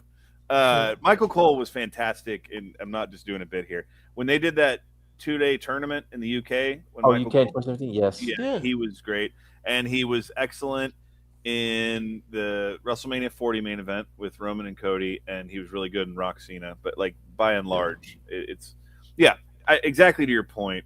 You need Jim Ross, you need Gorilla Monsoon, you need Larry Matisic, you need fucking Tony Schiavone, you need Bob Caudle, and you need and fucking Bill Mercer here. He just gets distracted. He just starts like talking about the weather and shit, and then he's reminded. Where's Rod Trongard, man? We need somebody like that. I'm Rod Trongard. See, that's who's gonna win us over, is like the announcer who tries to do like a fucking Ron Trongard cover bit of Erich. What promotion would that be? It's going to be something diabolical like MLW. It would be like MLW. Here comes Aleister Black. Please, God, I'll give anything. Just to clarify, yes, we can confirm that as a Yeet shirt. Correct, Alex? We can confirm this? Yeah. Yeah. It's from Mania last year. Yeet. Yep. What would his match with Harley had looked like? Alex, can you do a Harley race, no Yeet for us, by chance? Jey Uso. Jey Uso, Saturday in the Spectrum. No Yeet. In the Spectrum. You imagine like fucking Jay's doing all this shit, trying to like punch him. Harley's just shah, like selling off to the side.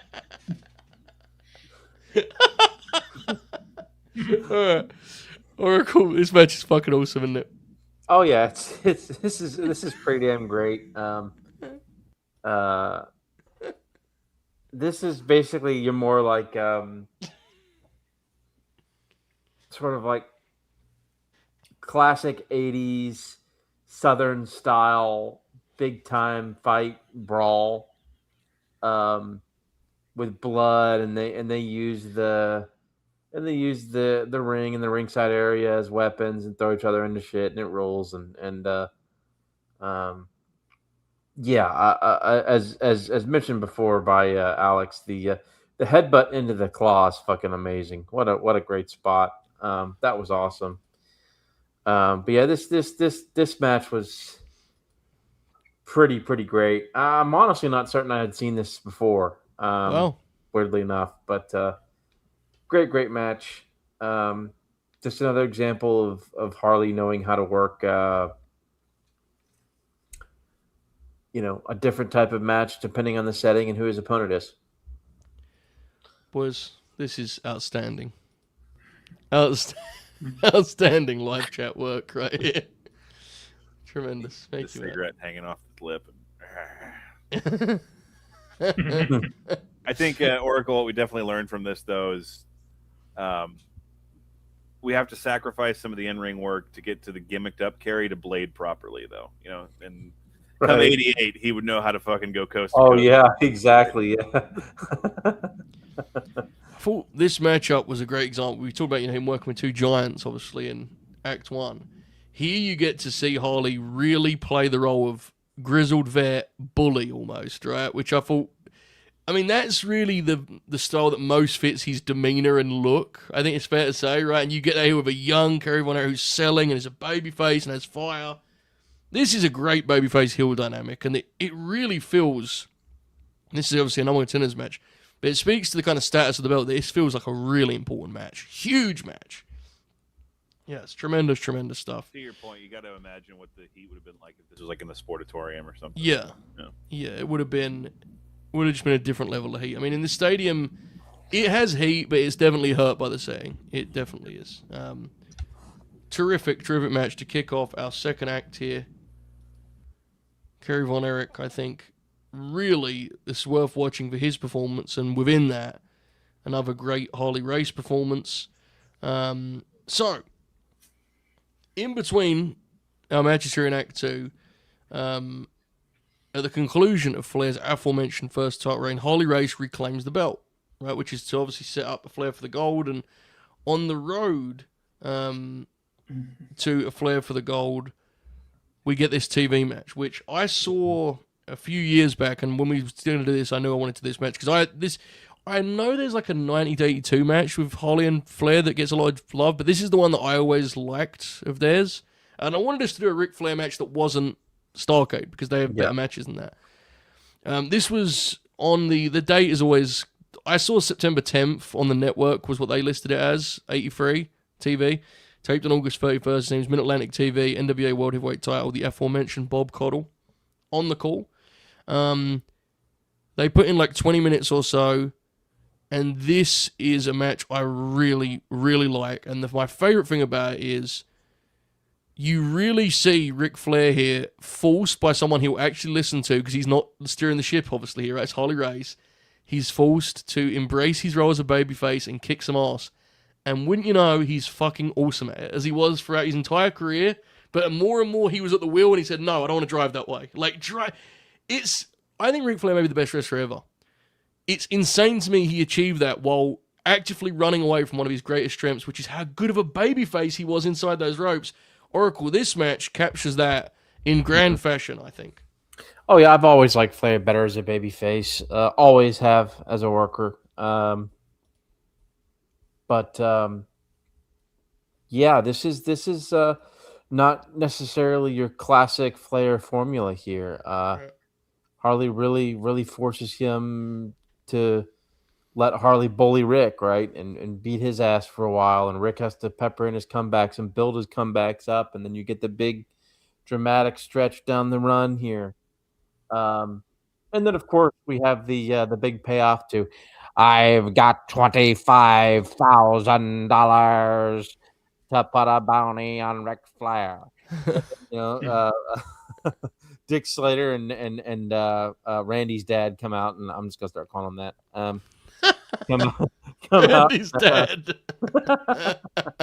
No, Bob Orton Jr. and Dick Slater come out and pile drive Rick and get stretchered out and spike pile driver. In fact, one of the great angles of the '80s to set up the main event of Starrcade '83 a few months down the line. But yeah, just an awesome match, and I mean, goes to show how trusted Harley was as a worker. That Ric Flair. I know, granted, this is '83, and right before he becomes really sort of Flair we know, I think, after Starrcade '83. Right. But it goes to show that the sort of the back to the lore of Harley Race and how he was trusted and respected so much in the ring, that a guy of Ric Flair's knowledge and caliber and prowess would just let Harley lead the way here. Absolutely, the match benefits from it. You mentioned Randy's dad. That's the guy who had the feud with the Undertaker in '05, right? That guy. Yeah, and good hand. Hepatitis and all that. Yeah. Yeah. Well, separate art from artist and all that. Dude, this rocks. I always love whenever you can find, folks, if you're not well versed on the territory stuff, which I have a ton of blind spots, but I always love when you get those signature TVs that have the ones that have like the big matches. You get them every once in a while, right? And those are always fun to highlight because I just like seeing the way it's presented. Like, the way this is presented is fascinating. They also, the thing they did in Mid-Atlantic was those locker room shots they did. They did a couple of them on this very episode, including post-match and pre-match. It's just an interesting watch, and they get a ton of time to wrestle in a real NWA World Heavyweight title match here on television. Bobby, what did you make of Flair and Harley, and how would you contrast and compare to Starrcade '83? Yeah, I think I like it a little bit more than the Starrcade match, to be honest with you. I hadn't seen it till now, but I think it's a little more well put together. Being a TV match might help, but it's kind of simple. Like, Harley keeps going for the pile driver and can't hit it, gets back body dropped each time. They do the ring post spot, they do sleeper. Like, it's kind of just both guys playing their hits to an extent, especially, the Harley ones that we've seen so far in the first couple matches we've discussed. But, like, I really like what they do with it. I think Rick does a really good job here. I like Rick suplexing him into the ring. I think the finish is quite great. And, it sets up the Starrcade match, like you said, pays off the angle, all that good stuff. But, yeah, I thought this was a really great time, honestly.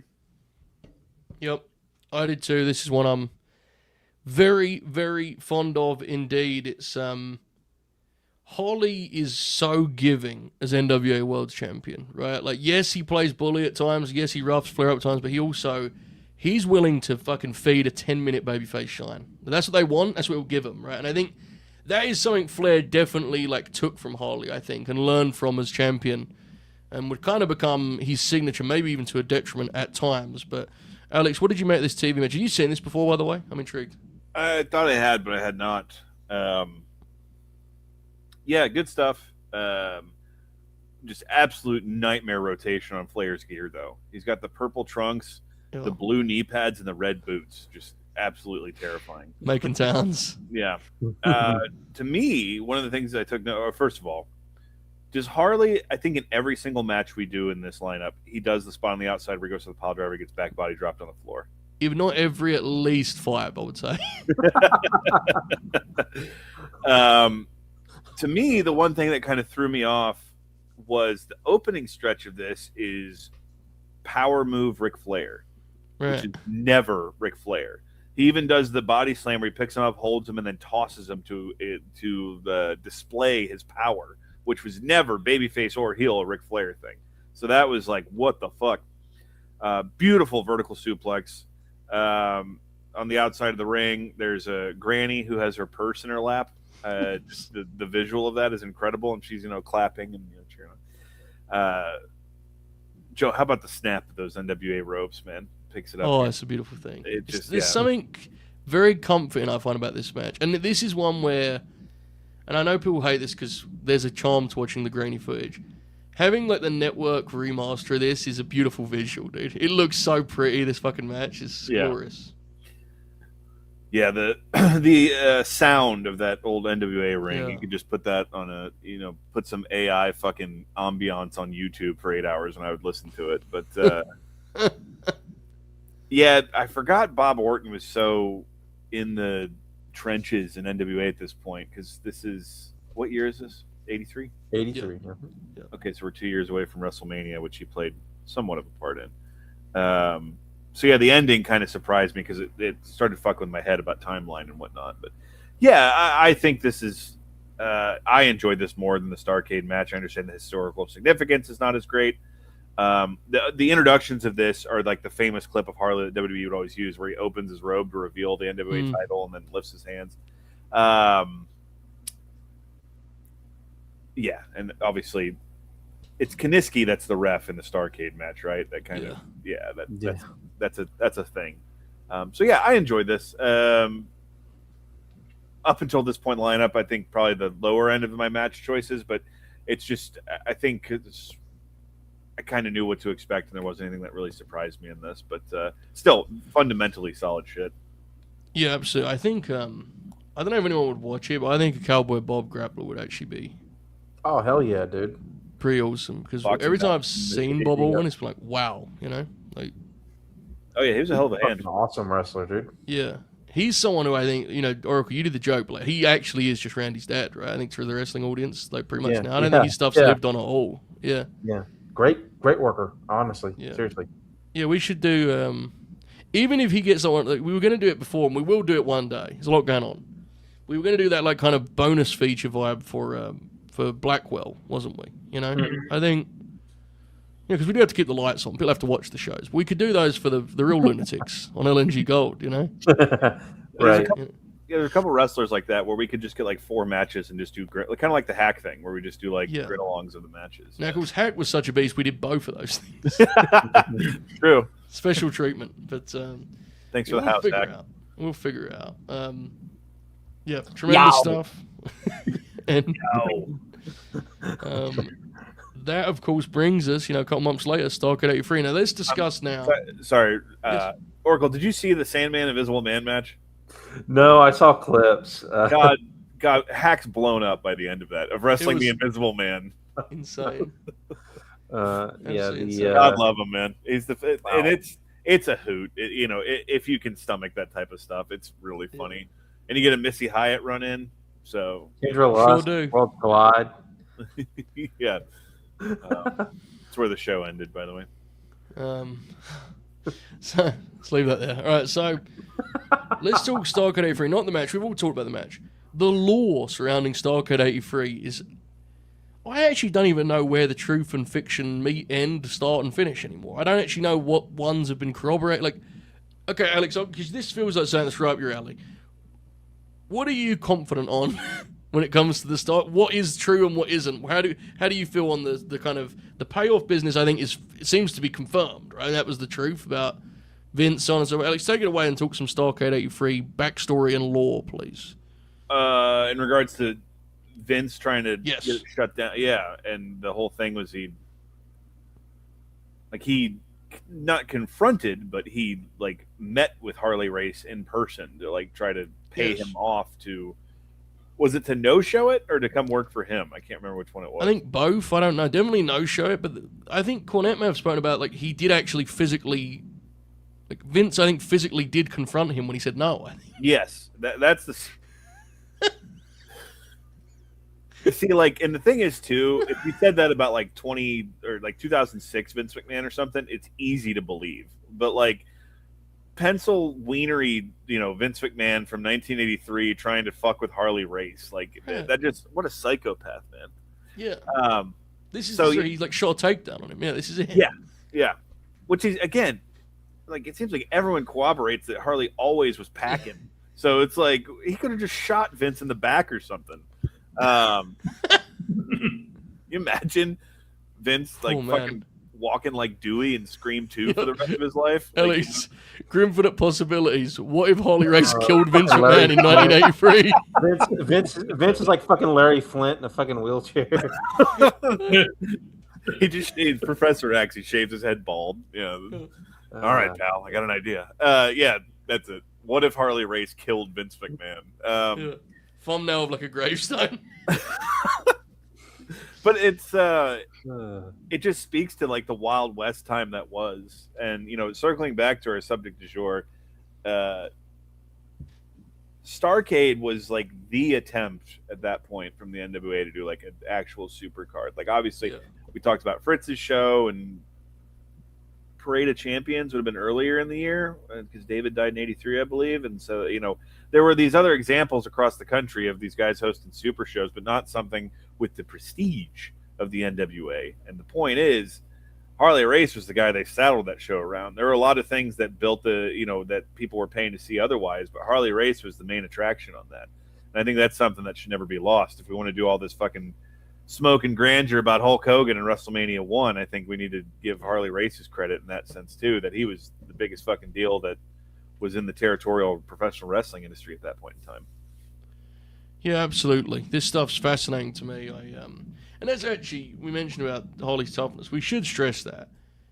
Yes, we compliment him as a performer, but it has to be said, one of the reasons he was also a great choice NWA champion was it was agreed upon by all that he would never be tested physically and no one would try and shoot on him, which helped. And that mattered then, dude. We have to stress that because I think a lot of young fans can't even, like, one of Harley's appeals as NWA champion was at least no one's going to fucking shoot on him and really beat him for the fucking thing. No one will test him. Vince did, though. So, choices were made. I don't know. Very, very interesting stuff. But it is a huge part of Harley's legacy that he made the town, he dropped the belt, and, there's more NWA business ahead. But before we get to that. Yeah, and real quick, just before we do, I think to stress the difference of the times, we completely forgot to mention, unless I stepped away. Vince's dad wanted to do business with Harley, and remember he booked those champion matches with Billy Graham and Harley Race too, which of course there was never a conclusive finish, but the idea was fucking Vince hated everything that his dad did and wanted to get away from it. So yeah, it's fascinating that period of time in the industry, right? When they were in the Smoky Bingo halls and armories before it was taken into the mainstream. It's just amazing. I mean, you go back and you watch it, and just free rows in every building. No fans. And then when they saw WrestleMania, brother, oh my goodness. But yeah, it is really, and it is a huge part. We've had the Executioner. Exactly. The game has changed.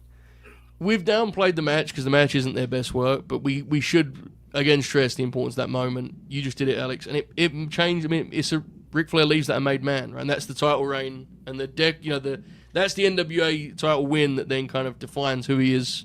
What people know Ric Flair to be is because of that match. Like that's exactly yes. Yeah. And dare I say, and I'm sorry to sound like Pete Rosenberg on A&E, but because of that moment, quite frankly, less the match, more the moment.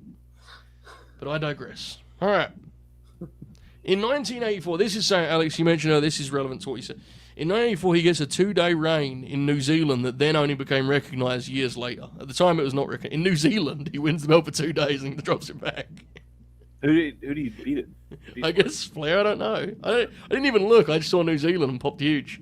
Maybe the advance was low. It has to have been Flair, right? Yeah. They're going to ride if I lose, kid. Yeah. And then, of course, he heads to the World Wrestling Federation. So before we get into the jump to the World Wrestling Federation, any matches to call out from, like, post, ruling the NWA completely to leaving? It's like that kind of 81 to 85 range, I guess it would be. Is that... Something to that effect. Was that during the time period he has a match with Kevin? That was chronicled in the... I believe so. I think it is. Yeah. That is a good match. I mean, any fucking Von Erich that Harley touched, he had a good match with. Yeah. Yeah, I believe that's right. Any others, Oracle, come to mind from this, like, mid to early 80s before he goes to the WWF? There are a few other matches that I've seen him passing before, looking at, like, pages on message boards that look really interesting that were highly acclaimed that I honestly can't remember who they were against, but they were, like, maybe in St. Louis or in Houston or something like that. But I know there's a few matches in there. I know that's not helpful at all, but I know that there's there's a few that I recall seeing from the early '80s that look really interesting on paper that I've never checked out. Got you. Let's see where they jump to. How much do we know about like the actual like happening behind it? Because I actually don't know a lot. And I wish I digged in a little deeper. We had a lot of shows this week, but do we know a lot about the kind of circumstances surrounding the jump, or is it just a matter of like everyone else? It was like, I guess this is what I'm going to go do now. I mean, Terry did it, right? Everyone did it a little bit, almost everyone, I should say. Every part of my understanding is that it was, gotta go. That's where the money is at this point in time. The way the old timers talk about it too was, I don't know if it was like Vince doing like a victory lap or whatever, like if you felt like you really like won with that, because with the Funks he immediately changed Dory's name and shit like that. But I remember like some people, this has to be something I took from Lapsed, like the idea of Vince saddled him with the king gimmick to like, oh, you think you're the king, huh? I'm gonna make you the king, And so, but he didn't put him in polka dots or anything like that, Right, and I do think I think there is truth to the story that like they saw the King of the Ring as a way of kind of encapsulating his stature outside of WWF, because they never were going to reference any of that. Well, that was their way of like quickly. He's the king of wrestling, that kind of vibe, as you said. So that's that was a big thing in that time period. You want to establish it was like Dusty too. Like they didn't want to acknowledge they did anything else. I mean, I guess that still happens to some extent, unless you're the IWGP champion. So then, like the commentators can say that. But. Yeah, I think all things considered, Harley made out okay. To be honest, like I think people remember King Harley pretty fondly, and like he works for Hogan, and you got that LJN with the crown accessory, man. You remember him fondly because you got a fucking pretty penny on your hands. Yeah. Here we go. Born in St. Louis, once Sam left, and then lost a shitload of money between there and Kansas City, dropping off.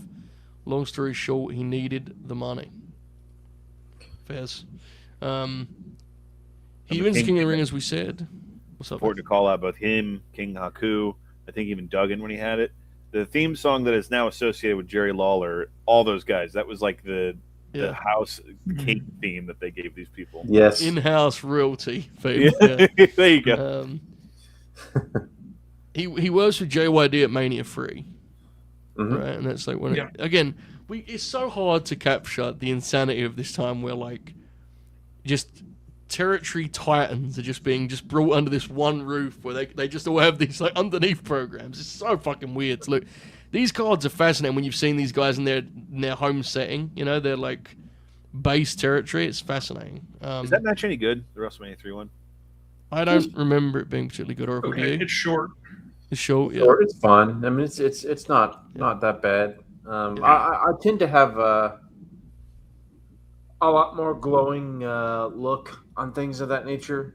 As I've gotten older, I'm less short and lively, has good heat at least. Short and sweet, short and sweet. Nothing special. I mean, people are hypercritical of dogs running the WWF. It's like, what do you expect? He's fun. Yeah. I mean, the crowd being into his matches helps. And he's never tasked with going 25 or anything. There's a bunch of really, really good tag matches, to be honest. Like a bunch of, and the Terry Funk feud is fucking amazing. The OID Funk feud is awesome.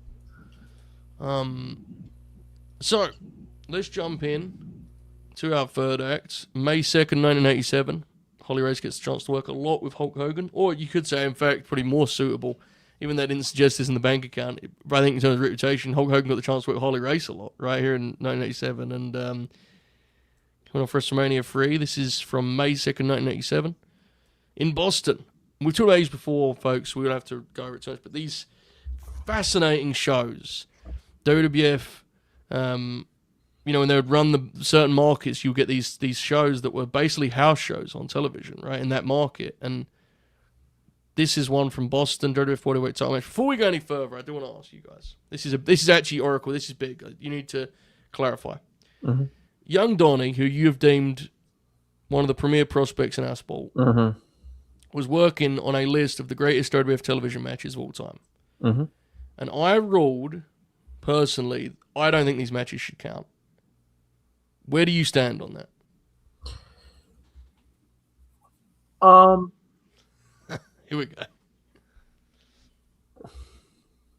It's complicated, isn't it? It's complicated. So you think everything should be of national syndication or beyond is what you would identify as? Not even that so much as the fact that this is not even, to me, this is not even produced with through the mindset of like wrestling television. To me, this is like a live event that that was showcased in the local market. To me, it's so different to wrestling television the way they did it then. You know. I see your point, but I would also like. I think part of it is that we've been so exposed to the Boston shows, which was on NESN in Boston, Philly, which was on Spectrum, and then Madison Square Garden, which of course was on MSG Network. Those are kind of the big three. That it's hard for me to separate that. But I also know that they were house shows that were just simply taped, put on the local right, and put on the markets, as you said. It would be. But they've been advertised and promoted, not necessarily as TV, but it's just like it's a thing that we've been like exposed to as fans. So it's hard to separate that. Here would be my lead argument. Yeah. When Flair comes in, he and Hogan work WWF MSG Network. Mm-hmm. That was never, if they wrestled at WrestleMania, they were never going to show footage of that MSG Network match. They were never going to tell you that happened. You know what I'm saying? Like, Sure. They're almost like a separate universe. It's very difficult to, this is very in the weeds, but this is what we do on Grin Grappler. But it is challenging to figure it out in Oracle. It's tough. I don't know. Yeah, I think it probably is. I mean, it is tough because, I mean, let's face it, modern televised wrestling really started in 1993 with Raw. Yes, definitely to an extent. That was yeah. I mean, before that, everything was all TV. Basically, was other than like the pay-per-views, which started in the mid '80s. Everything was focused on every angle and stuff they did, even during the Hulk and the Rock and Wrestling era and the Golden era, whatever. I mean, there was angles with Harley and Hogan. There was angles with the catch is a lot of the matches from these shows would air on Wrestling Challenge. They aired on they would air on Primetime Wrestling. Primetime Wrestling, yeah. Challenge and Superstars, or just squash matches. That's right. There you go. With clips of angles and stuff. Here's my ruling: if they aired on Primetime Wrestling, I think they count. But I'm not so sure otherwise. I don't know. Yeah. Alex, where do you stand on this? We need a third vote on this because we're a little bit unsure. I'm feeling a certain way. Oracle's not so sure. Alex, what do you think? I don't know. Can you imagine if Harley was alive listening to us like dissect this shit right now? Oh God, I wish. Yeah. just finding out this was on TV at all. Like, but yeah, I think that's like that's Oracle, the one Steamboat Bret Hart match that only aired in the Boston market. That's why it was such like a tape trader's dream because was it the March 8th, 86? I think is what it was. That house show is incredible, by the way. Yep. That's the one that it's Dog and Hogan against the Funks in the main event. It's such a pretty show too. Yeah, Bull Nakano on that show too, where she doesn't quite know what to do to get heat in America, so she's just screaming and flipping off. Oh, that's right, because that's on the Bull comp on the Vault, right? Yeah. But. I don't know. It's what my ruling is that fans today take things for granted because even I'm not old, fucking 50 years old, but I had to do some work back in my day to find some shit. Yeah. I had to stay up till 2 a.m. on Saturday to watch ECW on the American network. God damn it! So, bro, I had to stay up till 2 a.m. to fucking finish SmackDown because I didn't have VPN when I was a fucking kid. And that was on a Saturday night. Going into Sunday, and I get up to fucking church the next day. Truly magnificent that Alex's ruling was these young fans suck.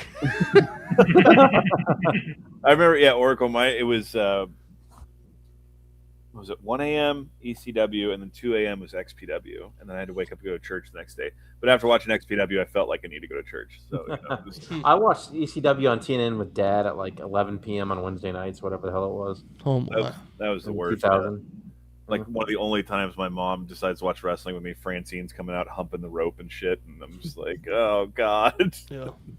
Speaking of which, one of the only times my mom's ever walked in on me listening to the Laps Fan was when JP's doing his impression of Harley Race, saying the only way he can attain an erection is getting bumped. And This now reminds me of the time that during the Raw Diva search, the first one in 04, I was like watching that famous segment where was the it word gutter, Yeah. so on and so forth was used, and my mom just goes, "What the hell is this shit?" That's literally what she said. Correct question. I mean, she couldn't she was like, "Why on earth?" That was She was just even for that so era. Of the angry. WWF, She was very angry. That segment was Understandably so. fairly shocking. So, Alex, when this Francine situation, did you not just take the time to explain that wrestling had become quite cartoonish in the early 90s and it was a counterculture situation where ECW reflected pop culture and had a more edgy product? Did you not explain that? Because I think that would have probably done the trick, no? It was a bad one, too. Like, she humped the rope Oh, wow. and licked it, and then, like, the camera, of course, Jesus. was, like, all fucking, like, TNA Beautiful People style, like, right up in the coronal ridge there. And then, yeah, my mom's just like, she's like, "This is wrestling now?" Yeah. So. Yep. Anyway, so he wrestled Hulk Hogan on May 2nd, 1987. Oracle, this was a hand-picked. We were going to do a Hogan match, and this was your hand-picked selection. I think you did a hell of a job. A hell of a job. Thank you. To quote Lord Alfred Hayes about Hogan, he says, he looks so fit, so splendid. Man, he is so fucking over. Oh, dude, when Real American hits and he fucking comes out, holy shit. And Harley gets 5 seconds of heat and the people just roar, Hogan! Oh, it's insane. Take it away, I've Oracle. watched, y'all know, I've watched a lot of 80s WWF recently. And that motherfucker Terry would come out, let me tell you what. Whether it's Eye of the Tiger or fucking Real American, these places, you watch stuff from 84 and 85, it's even crazier. It's like, holy shit. Just near riots of like happiness when this dude comes out. Just people going nuts. This match is amazing. This whole feud's great. Their Texas death matches that happen later on. They work. Their feud is in Boston, Toronto, and New York. And I've seen like all 6 or 7 matches that are on tape, whatever. And they're all varying good to great. Weirdly, the Texas death matches don't have blood, which was like kind of disappointing in some ways. Although those matches were both there's 3 of them. They're all awesome too. But this one has the wicked Terry Bollea blade job here. That is, of course, caused by Harley's headbutts, which rules. This is a really good example of what Harley was in WWF. As we've watched previously, Harley would do his bumps, right? Like, we joked about how he took a backdrop on the floor on a pile driver like every match. But no. He took like fucking insane, like head over heels, 360, as Gorilla always likes to call his clothesline bump over the ropes here. The 360. But he just, his bumping is amazing here. Takes a big shoulder post bump, if I'm not mistaken. He, of course, they brawl on the floor. But just crazy heat for this. Hogan is, tearing into Harley a bit, for a good bit here. And then Harley gets on offense and just, those headbutts. A couple of them looked like fucking nasty. He's so awesome nasty here, dude. Yeah. And like Hogan just, what a fucking 5-alarmer, man. Holy shit. Bleeding all over the place, gushing blood. Great finish. Harley goes up for the headbutt, misses. Hogan pins him. Hogan is like literally just like, you can see, because Harley has Hogan's blood all over him. Like, Gorilla, he's got Harley's got blood on him, but it's Hogan's. And, right before the finish. And, Hogan gets up, and there's literally streaks of puddles from his blood. And Hogan's celebrating whatever, and then Harley beats him down right after the match. Dude, that was a hell of an angle. Oh yeah, great Behind angle, you. great, awesome Behind you, beatdown Hogan. too.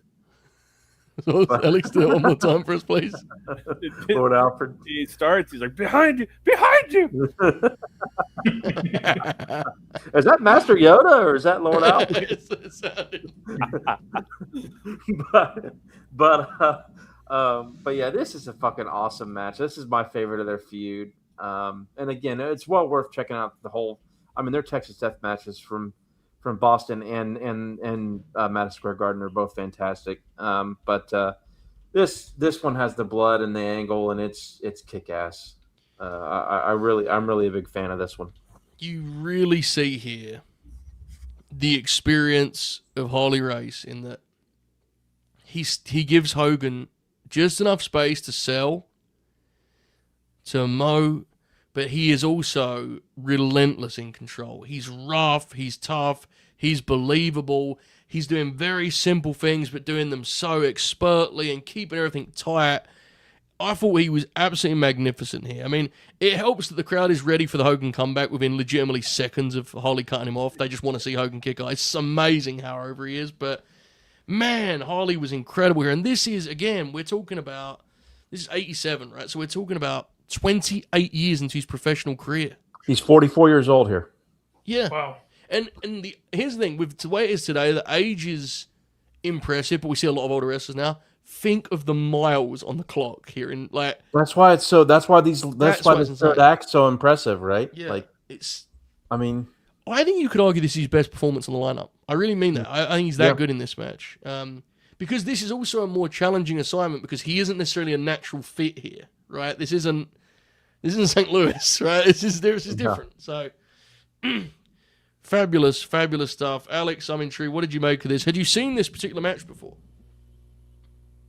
No, I must have watched the Texas Death Match, the MSG one, but I'd not seen this one. Yeah, was not prepared for Terry to go full Eric Koulos on himself here. His trunks are soaked, and then I don't know if y'all watched the post-match promo where he's got like a T-shirt tied around his head, and it's all like cool in the one area. Looks pretty fucking cool. But yeah, I mean, look, the Hogan discourse has been at a fever pitch recently, and it's hilariously so. I feel every time that comes up, what gets lost in it is like Hulk Hogan fucking kind of ruled as a wrestler when he wanted to.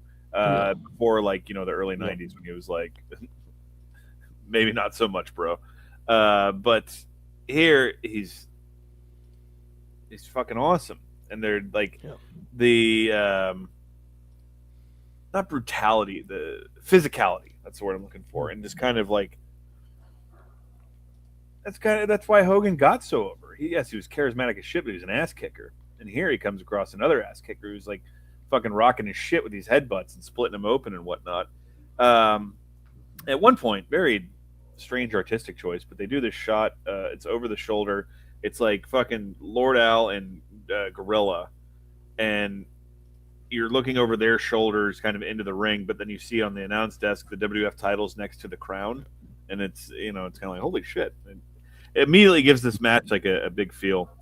Harley's feed here to Hogan's comeback is unreal. The way he's bumping off of it, but also just like running into shit, and for any preconceived notions that he would, have any aversions to working with Hogan or not sell for him or whatnot, he goes out of his way to make Hogan look like a fucking marauder here. Yes, sir.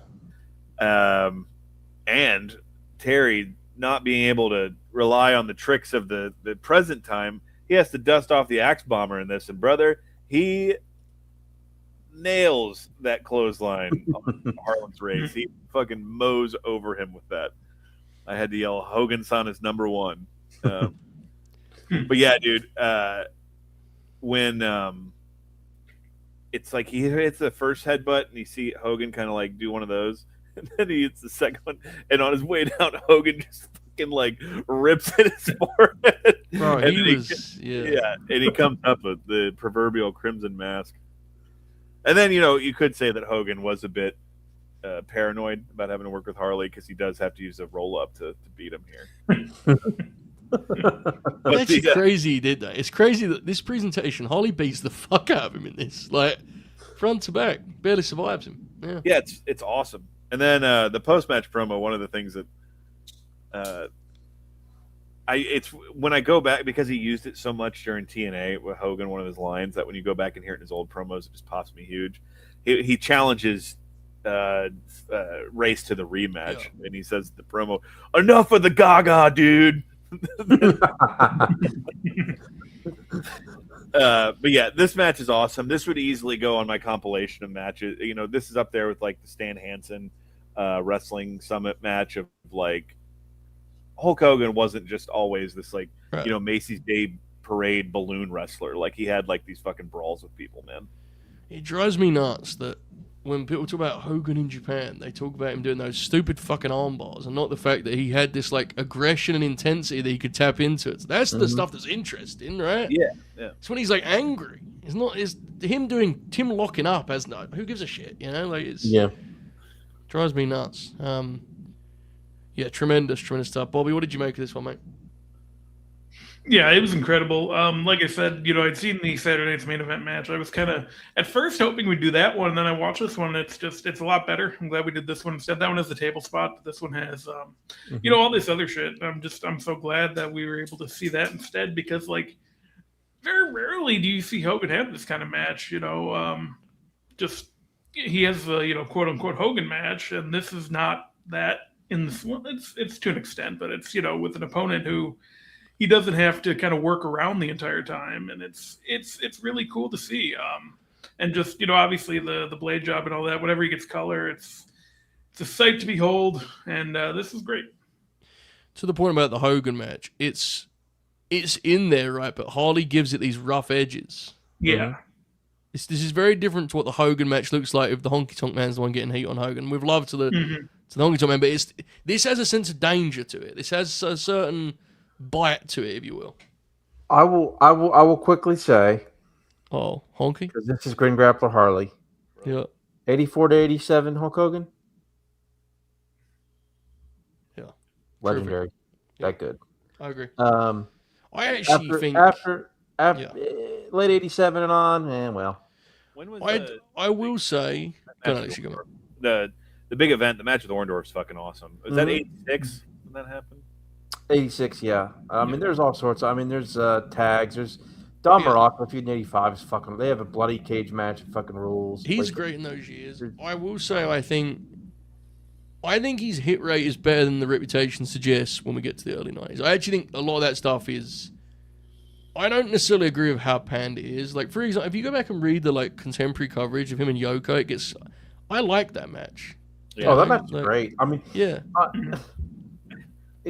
It's just that he gets more into the formula after 87 is what I mean. And I think the well had been poisoned somewhat because people had just seen it and had enough of him. Yeah. I definitely agree. But he has a lot of good stuff. He absolutely does. This angle they did after the match has to have been they have to have shown this on TV, right? Like they probably showed it on primetime, I would bet. Yeah. They would have had, because he gets left laying, dude. They have to carry him out. Insane.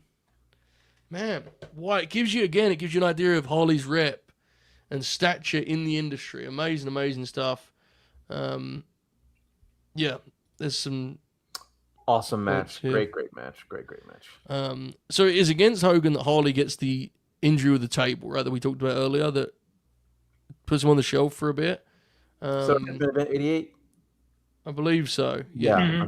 Yeah, that's the one where Harley just takes like 10 lunatic bumps and almost kills himself on the table bump. Yeah. And then he's out for a bit, and then he comes back and like Haku is the king of the ring by that point, and like him and Haku do something briefly, I think, and then he leaves. Yeah, and then he dips out, I think. When does he leave? Like early 89? I think so, because he goes back to NWA in 89, WCW in 89, I think. Yeah. And then he kind of just like floats around, because I'm listening to Center Stage Chronicles, and they were talking about like he sometimes just like fills in on house shows in 1990 WCW. Like they'll show up and like, oh fuck, Sid's not here. We got Harley. He'll be here, just work the main event, I guess. Like, I guess so, yeah. And that brings us to our final match, July 7th, 1990, as he reunites with Tommy Rich on NWA The Great American Bash, New Revolution. Someone talking about Fired Up? This is This is a deeply 2026 thing to do, by the way. For their time, this was crazy. The idea of having a match in 1990 that was based on what happened in 1981 or whatever was like, you can tell this audience does not give a fuck about what happened 10 years earlier. Can I add something to talk about Harley Flair again? Yeah. Tommy Rich's entire career. Yeah. He beat Harley Race for the NWO. I mean, that's literally what Harley was to wrestling and what he is to wrestling. Right.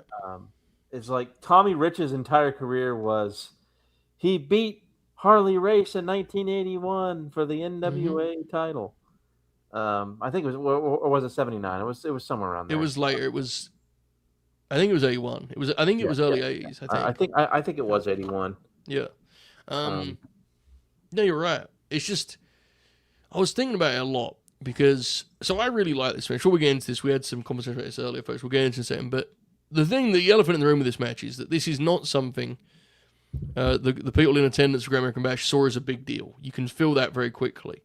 And it's just funny now because nowadays wrestling fans, they'll do shit that's 20-year historical reference and people react now. Like fans now it's just different now, isn't it? I'm not even saying better or worse. I mean, Tommaso Ciampa came to AEW and fucking FTR got in his face and fans reacted like it happened last month. It happened 10 years ago. You know, like, it's just a different culture now with wrestling. This is so interesting to watch because at the time this was very, honestly, I think this stunned people that they were even doing this fucking match in 1990 WCW and it got like 7 minutes maybe. The crowd doesn't really give a shit. It didn't get a lot of great reviews at the time.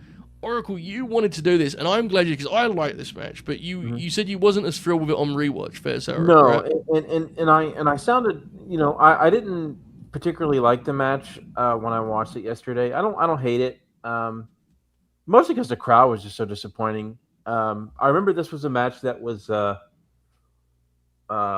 talked about and discussed a lot during ready for it, the Smarks Choice poll of WCW in 2009.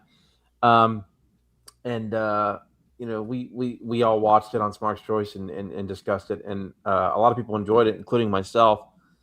I don't remember if it made my list or not, to be honest. The crowd pissed me off, I think, more than anything. But in terms of a 47-year-old Harley Race, and this is a guy who had been working since 1959, right? It's 1990. And the road schedule that he had, particularly from 1970 to 1988, he's still working at this level. Yeah. Still able to keep pace.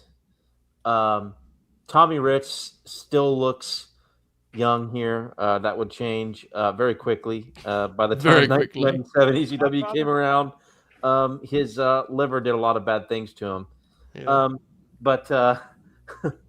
I was actually stunned at how young Tommy Rich. He's still. How old was he here? Like 30, probably. Yeah, he might not even been 30 here, to be honest. I'm not sure Tommy was 30 here. But it was just really impressive because Harley's out here doing he does a fucking shoulder post bump, and he's just doing his thing, doing swinging neck breakers and fighting out there on the floor and hitting big spots and it's even the finish is isn't it like a roll through cross body gimmick or whatever, Harley's doing these crazy spots. He's hustling. It's really, really impressive to watch. And it just shows that I mean, even up to this point in the 1990s, this guy is he can go out there and just cut the pace. Yeah. It's really impressive to see. 34. So he was looking pretty good, honestly, for his. Okay. There you go. Okay. How great is JR working around Harley's King gear? Must love the Sacramento Kings, JR says. Speaking of such, Alex, quick question before I pitch this to Bobby. I mentioned earlier Lord Alfred Hayes. He looks so fit, so splendid. Which wrestler was Jim Ross most likely to have said he looks so fit, so splendid about throughout his illustrious career in the booth, do you reckon? Who could have possibly inspired such words from Jim Ross, do you think? So fit, so splendid. Yeah. Imagine Jim saying splendid. Jesus. Shelton Benjamin? Oh yeah. That would have been like, a great athlete. Splendid would have been one of JR's like cloaked homophobic things. He would say like Rico was splendid. Good call. Good call. Yeah, that's fair. Makes sense.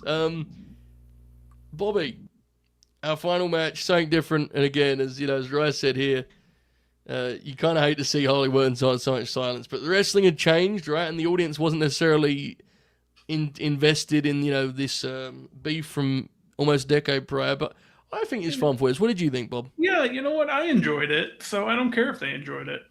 And there you go. yeah, 2010's Fed Bob came back there for a second. Yeah. See that? Yeah, exactly. No, he suplexed him on the ramp. That was cool. He did the shoulder bump into the post. Like, I like that. Then they kept it short, and I think the finish kind of rules. It's obviously not on purpose, but it's the inverse of the Kerry match, which I thought was cool. But like, I had fun with it. Like, it's fun. It's a good match. I'm sure if you watch the rest of this show, that there's plenty of worse matches than this one. Dude, this is with the show where fucking Sheik works Rotunda. Oh yes, God. Okay, yeah. That match is wow. And I'm all for some shitty undercard wrestling on these shows. Express Southern Boys, one of the classics of the '90s, legit. Amazing match, amazing fucking match. One of the Midnight's true last stands, really. Is in the really you think about it, it's amazing match. Tremendous stuff. This is a fun time, Alex. What did you make of this? I'm interested.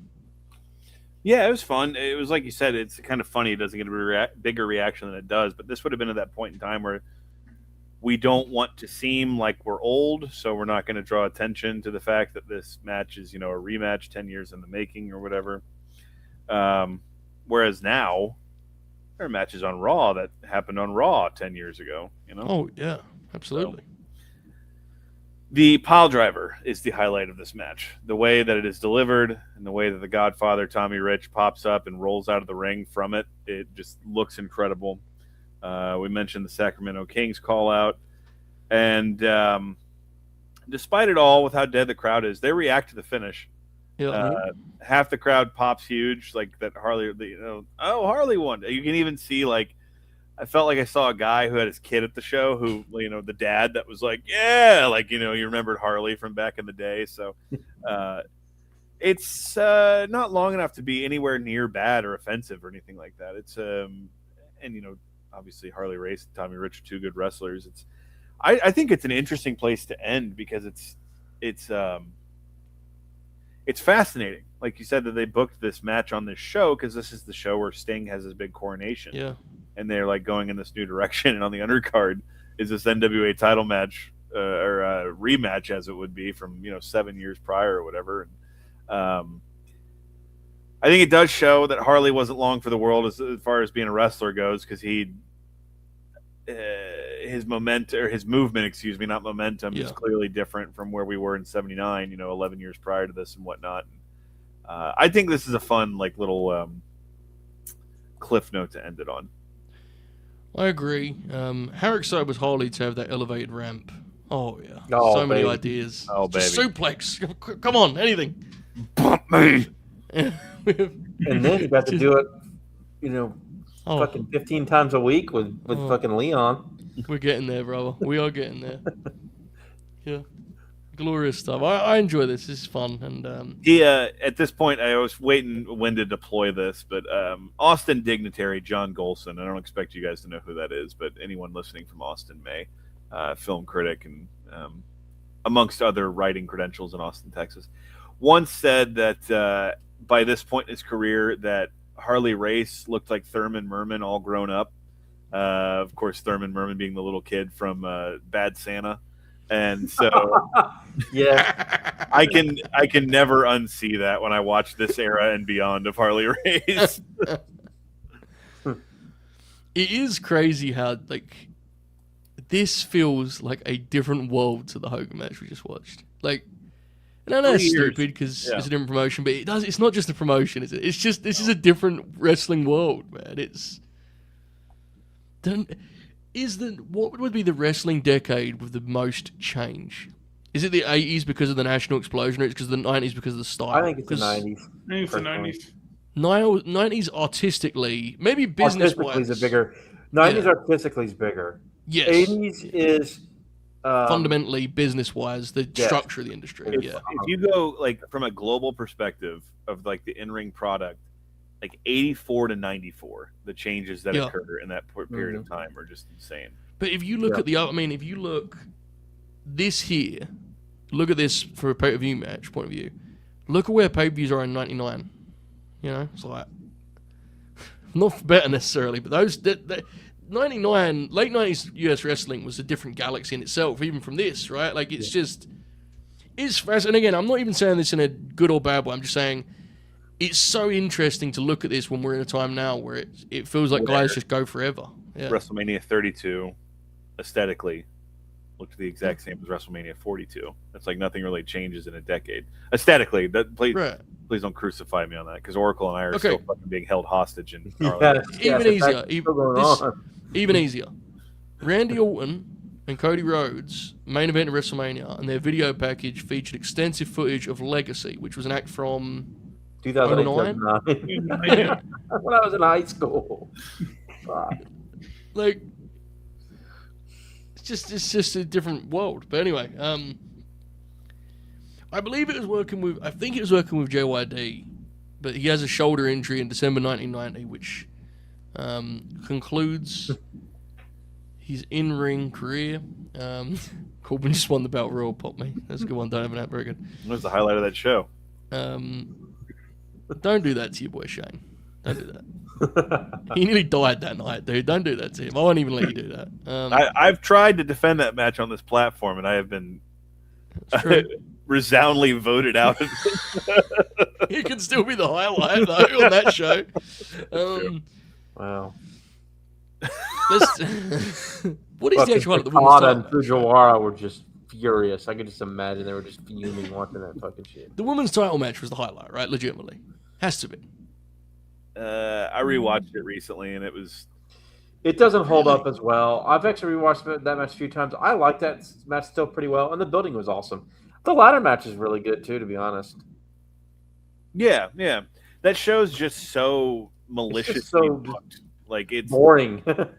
Well, and the whole Vince thing of like, I'm gonna book everyone no one wants to see win, so they have no choice but to cheer for Roman at the end. And then the show ends, and everyone's just kind of like walking out, looking at their feet.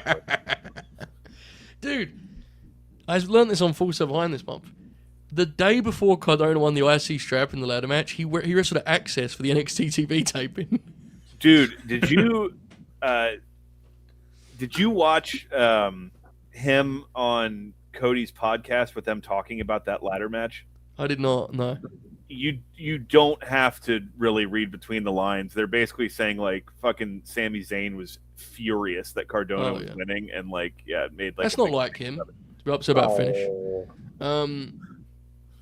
The story of Vince seeing a Ryder match on main event in February 2016 and being like, "Whoa, what happened to this guy?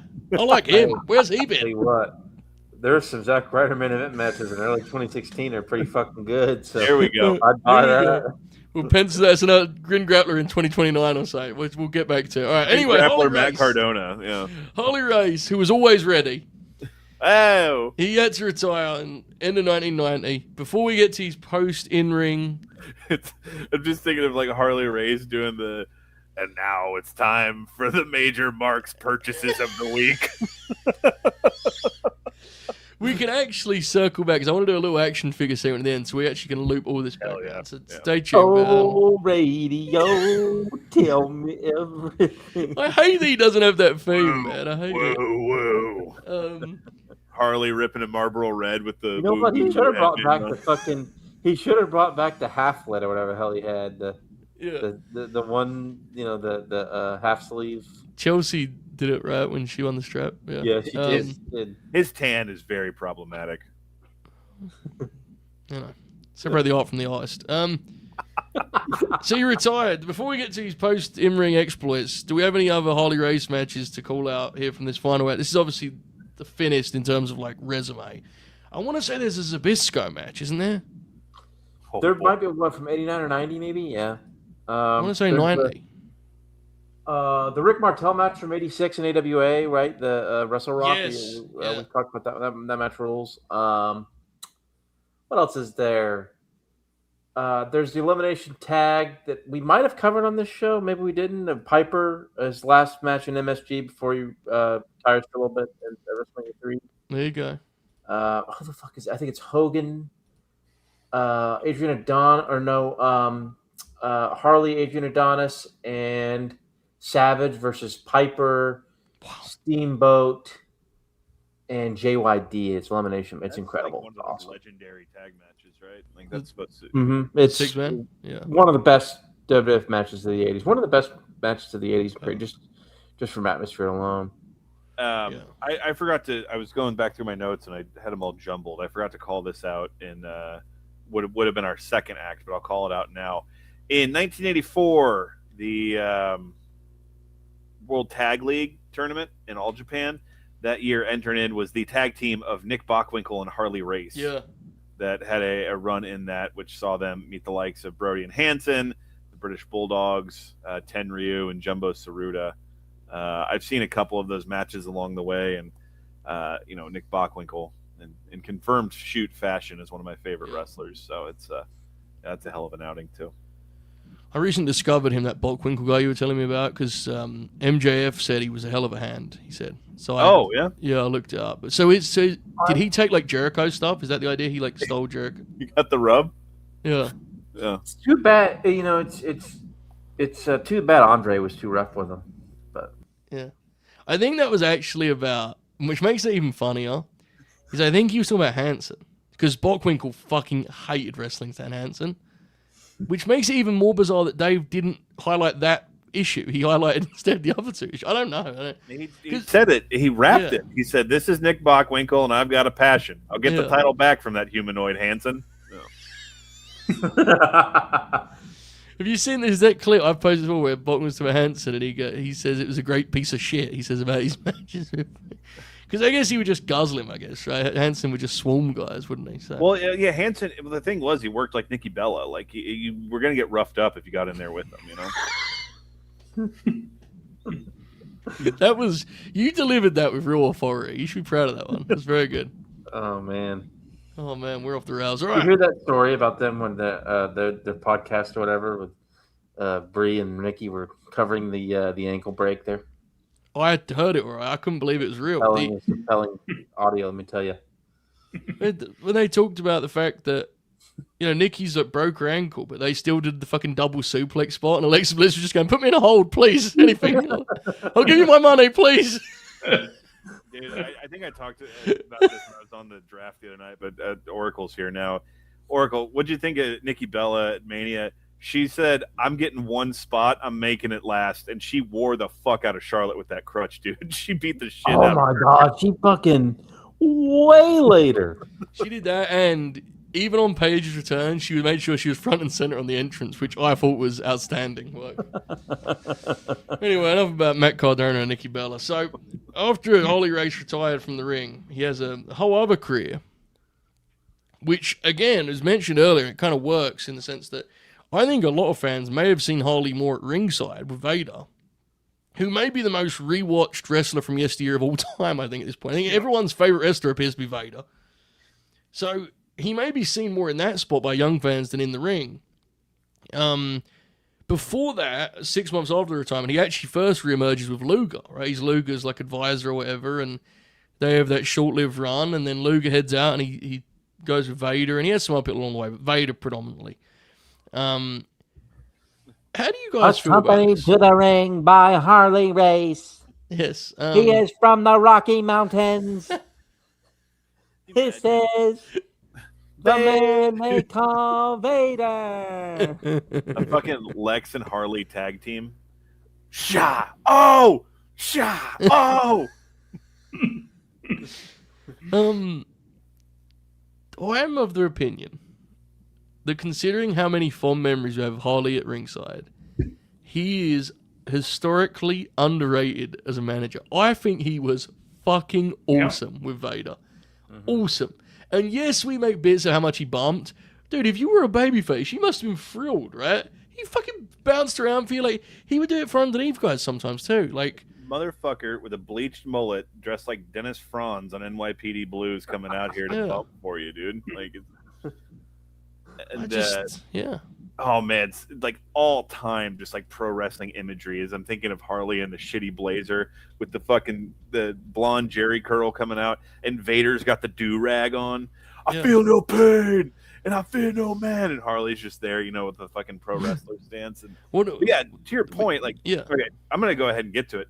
Yeah. Like, to me, Ric Flair's greatest match ever is the Vader match at Starrcade '93. That is my favorite Ric Flair match ever.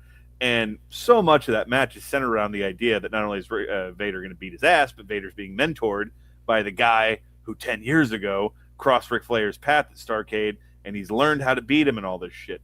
And Harley being like, what makes that match so brilliant is Harley being like the third wheel, I guess you would say. But he brought so much to Vader as like a package on television that,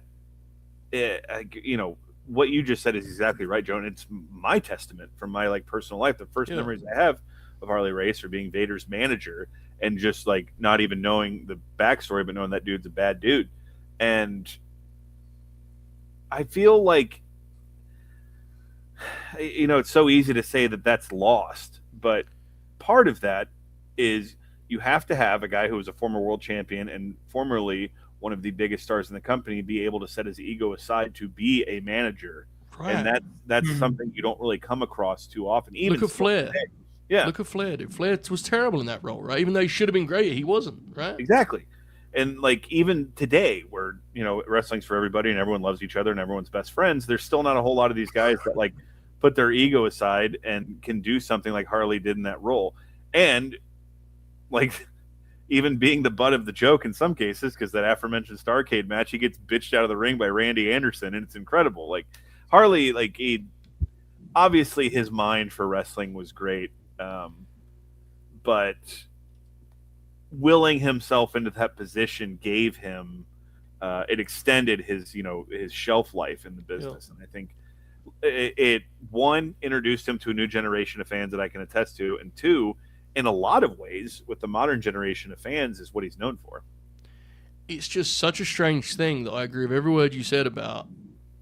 It's a thing people have seen a lot, yet it feels underrated at the same time. It's a very strange combination, right? As you just laid out. It's interesting, but it's great stuff. And as Hudson mentions here, Ric Flair has told the story about selling on the outside and Harley saying something if you're embarrassing me or something to that effect, and you have to fight back because, as we know, if you didn't fight back, Vader just beat the fuck out of you. That's just what he did. He was, you better fight back, Flair. I've got my Glock back there. How interesting was that? They had that behind the scenes footage from when they did the skit, the White Castle, and there was like footage of Harley and Vader just hanging out on auditions. That was fucking weird to see them in that setting, dude. Like, just seeing them as normal people was jarring, to be honest. It was very, very strange. That U-shoot Big Leon did, or one of those he did with Sean Oliver. He talked about his first road trip with Harley was Harley trying to like fucking flatline the car and bust out the governor on it to like just get it to where he could go 100 miles an hour on the highway. And then, of course, Harley's chain smoking that Leon had a big problem with when they were in the room and whatnot. But you imagine like 3 a.m, you're just working at fucking the Try and Save or something, and those two fuckers come in. Vader, buys 10 pounds of beef jerky, and Harley buys on that snowmobile down the mountain.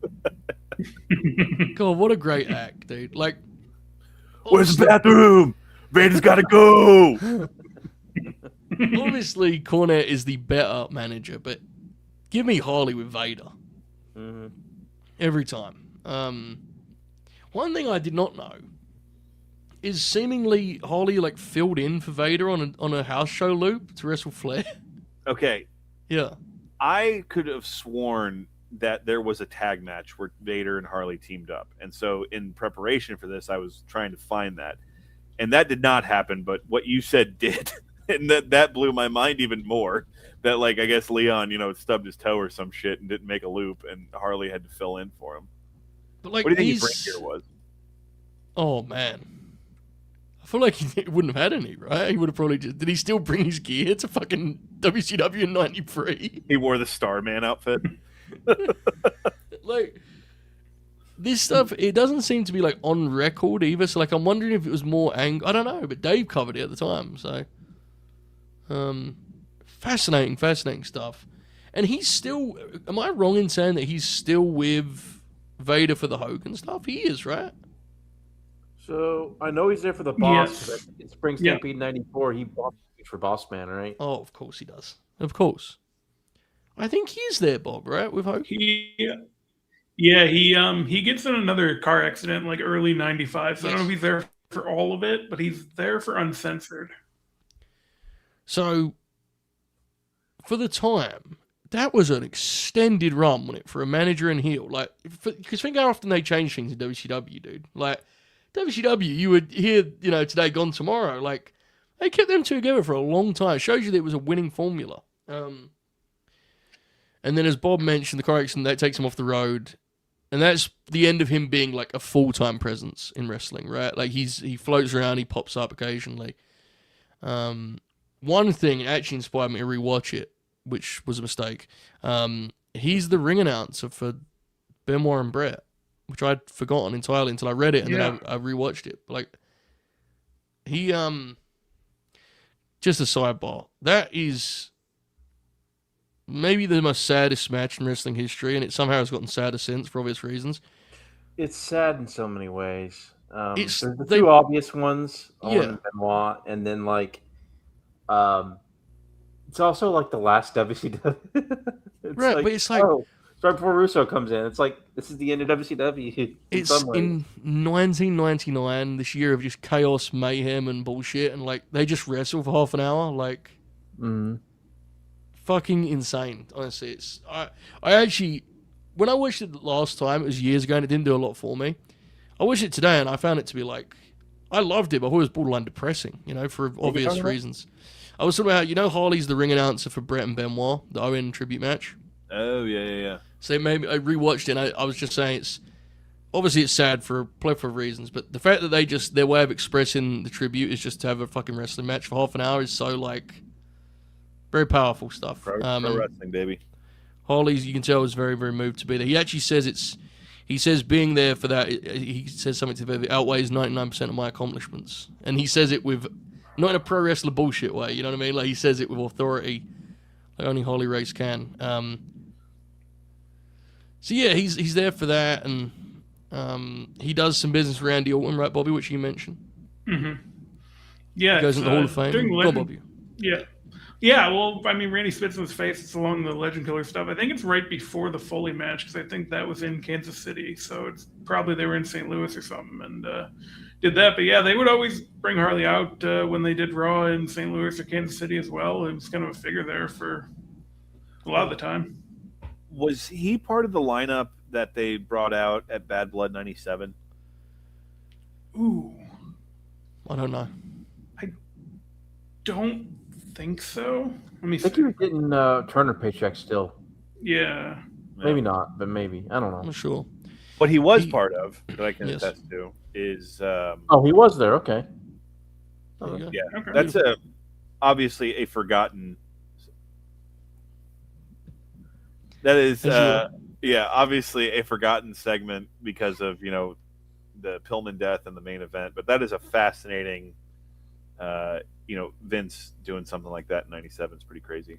I know Kevin Dunn hated it and didn't want to do it, and they did. So fuck you. But what Harley Race was part of, that was very cornet of me. But what Harley Race was part of was the Legends Homecoming segment that I will plug every single chance I get the opportunity. Oh, At Raw Homecoming in 2005. Dallas, where Texas.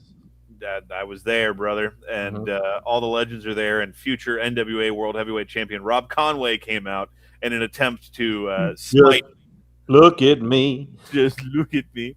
In an attempt to smite the legends. And Harley was amongst them that threw a punch, him and Pat, within the span of 30 seconds showed they had better working punches than anyone else in the company. And then Kevin Von Erich locked on the claw for the first time in Dallas in God knows how many years. And that is like the only time that I literally I felt the building shaking. Like that was a really cool segment. So I will plug that every chance I get. 2007, he goes in the WWE Hall of Fame, I believe, and he immediately does lockdown afterwards because he understands the business. He went in 2004. He went in WrestleMania 20 weekend. Now you've ruined it's not as fun. All right, let's run it back.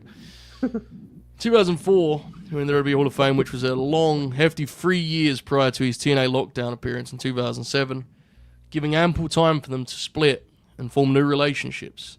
He does stuff in Ring of Honor too, right, Alex? What does he do in Ring of Honor? Shit, I don't remember. What did he do? Shit with like Morris. Does he do some shit with Morishima or something? What does he do? I forget. Oh yeah, because Morishima, that was part of the thing. Like Morishima went and trained with him for a little bit. Like there was some sort of like coverage that was intended for predominantly Japanese media that he and Morishima were running together. But yeah, I don't remember that era of Ring of Honor. How funny is it Terry Funk has a whole of a run after Bad Blood after doing this? Just a whole of a Where run. are we? Do we know like what appearances have been since then? Do we know in the last like 15 years, 20 years? Anything come to mind? I don't think he's been on wrestling. He wasn't. I don't think he was on wrestling TV. I should say, but no, he sometime he before was there, but I don't think so. gonna be at Money in the Bank 2017 for Randy and Jinder, but I think he got in another car accident or something. He couldn't make it. It was just Flair and Randy's dad there. I remember that now. Yeah. Just to be clear, we were reacting to the idea of that was. I know. I was at that show. I like that match. Is that Backfire? No, that's the one in the middle one in St. Louis. I like that match. No one remembers that. I remember Punjabi and the title change. Yeah. That was 3 stars. I liked it. All right. Jinder Mahal. Oh man, Joker almost got in a fight with some guy. Yeah, imagine fucking. He's telling Jinder, "Take the damn money." Now, before we put a bow on this and talk about the legacy of Harley Race, I did want to note, Alex, Harley's got some love in the action figure front, right? Through the years. Brother, one of the things I wanted to pull up here, because I'm going to keep track of it for our sake. The first agreed upon line of professional wrestling action figures. Now, there were like one-off toys.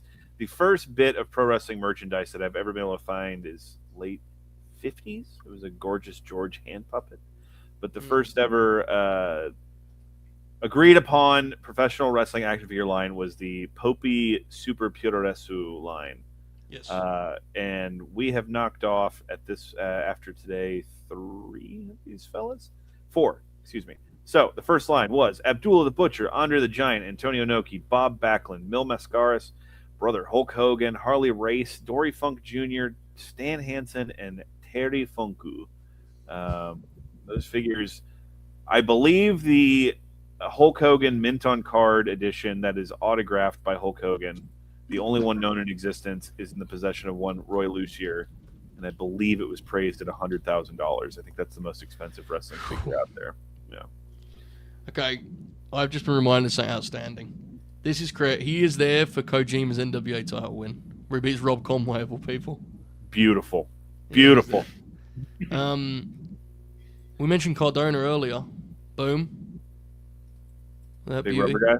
Look at Yes. that. You guys sit there, and then here's a pretty cool one. They made a variation of that. 1 second here. Here we go. Look at this, fellas. Blood and guts style. Look at Harley here. Look at the graphic there on the front of that one. A beauty, no doubt. So Wow. he's got some love. I think he was in the Classics line, right, Alex? Maybe a couple times. Was he in it as both King and NWA Harley, or? Yeah, someone in the comments earlier, I apologize, I missed who it was, but they made the comment that all his WWE appearances since have been the King, and I was like, there's no way that's true. And then I was looking it up, and it is until you get to a 2006 Jakks Classic Superstars, that is the Harley in the red and blue robe. But aside from that, every other WWF release he's had has been in the King iteration, which is weird. You are forgetting one. That very strange Muhammad Ali set they made a couple years ago. Where it was my God, yes. It was like Muhammad Ali and Gorilla and then Harley and Superstar, right? Yeah, and it come with the NWA belt, which I still don't understand how that legally worked out. I guess they just gave Billy some money, I guess. I don't know. Billy said, I need to put this on screen. What do you got? Here it is. Look at this. I forgot about. Look at that. Dude, that Harley is outstanding. Look at Oh Ali. my God, looks like John C. Reilly playing Harley Race. Look at Ali. Look, Kabuki, take the damn money. Dude, I remember that now because everyone was mad that Harley wasn't like a single release because everyone wanted that and nothing else in the lineup. What a weird set that was, dude. Fascinating. Nonetheless, this brings us to a close. We'll put our thoughts, conclude our thoughts. That Ray Longo. We'll conclude our thoughts. We have some super chats hand, and then we're going to pick next month's Grappler. Bobby, anything you want to add in terms of Harley Race? I know we've talked about a lot, and we've been all over the place, big picture wise. So anything you want to add? Mate? Yeah, I think we've about covered it. I think he's not really thought of as the top guys of the 70s and 80s, and we kind of showed why he should be. I think, and hopefully it inspires people to go check him out and give him his due. One thing I will say is, if you've never seen Harley Race and you're expecting, I'll say this politely because this sounds more meant, but Dory Funk Jr.'s matches are that of a stereotype, right? And that they're a little bit of a slow burn, right? Often. If you're scared to watch Harley Race because you're expecting him to just, work them out for half an hour, there is a lot of Harley Race matches, many of which we covered here, where it is all action, go, go, go. So much so that, as Oracle said earlier, he actually got criticism the other direction from when people revisit the footage, which I think we also, there's actually a lot more, kind of nuance and depth to it than that. But the thing I would say is, if you're a younger fan and you're scared to watch Harley because his stuff's older and it may look a little grainy, or his demeanor is that of this kind of, more dry presentation of NWA champion, he was a lot more exciting than your perception may suggest. Oracle, any final thoughts on the career of Harley Race? Sort of the person who kind of, if you've watched wrestling long enough, or if you watch it long enough, and sort of look into the history long enough, he's someone who sort of is kind of a defining pro wrestler, kind of somebody like how in the NBA, you have the Jerry West and the logo. Harley Race is kind of a logo for pro wrestling in a lot of ways. Kind of sort of like the bygone, tough, old school, hardened look, but also in the way that he carried them, carried himself, worked the matches, was around for, in some capacity, for 55 years or something crazy. One of those guys who sort of embodies pro wrestling, I think, is the best way to describe him. And as I talked about before, I think we learned a lot about his versatility as an in-ring worker and what he was able to do. And what his capabilities were, based on where he could work. He could work anywhere. He could work any opponent. Understood how to maximize where he was and against whoever, and always had something at least entertaining out of it. And certainly one of the best all-around pro wrestling stars ever, probably. Yeah. An iconic figure, no doubt. Contrarian Alex, take us home, brother. Final thoughts. Yeah, and just to, I think, wrap up what you were saying about his style and whatnot, Joe, I don't care what era of wrestling you like. That match with Hogan, if you watch that and don't get anything out of that, then we just have fundamentally different tastes in wrestling. It's not about, time period or anything. It's just, but anyway, someone who his influence, I mentioned at the top of this, he was paid homage to in the main event of WrestleMania last week. You know, you have people like Harley Cameron, who clearly their name is after Harley Race. And, Great point. Excellent point. Yeah. Look, all jokes aside, well, and I'm going to go right into another joke because I have to do the Flair impression. But I remember Ric Flair said when he inducted Harley into the Hall of Fame, he said, "No one gets more respect for being a man's man than Harley Race." And or he might have added in this business, but you know it's true. Like the idea of the guy who can handle himself, you know, and the tough guy, and the guy who brought believability to wrestling. Josh Barnett is a former UFC World Heavyweight Champion, you know, and we have guys like Minoru Suzuki and all these people in wrestling that have like real accolades in competitive sports, but still the one visage that everyone always thinks of is Harley Race in terms of being like the tough guy in wrestling.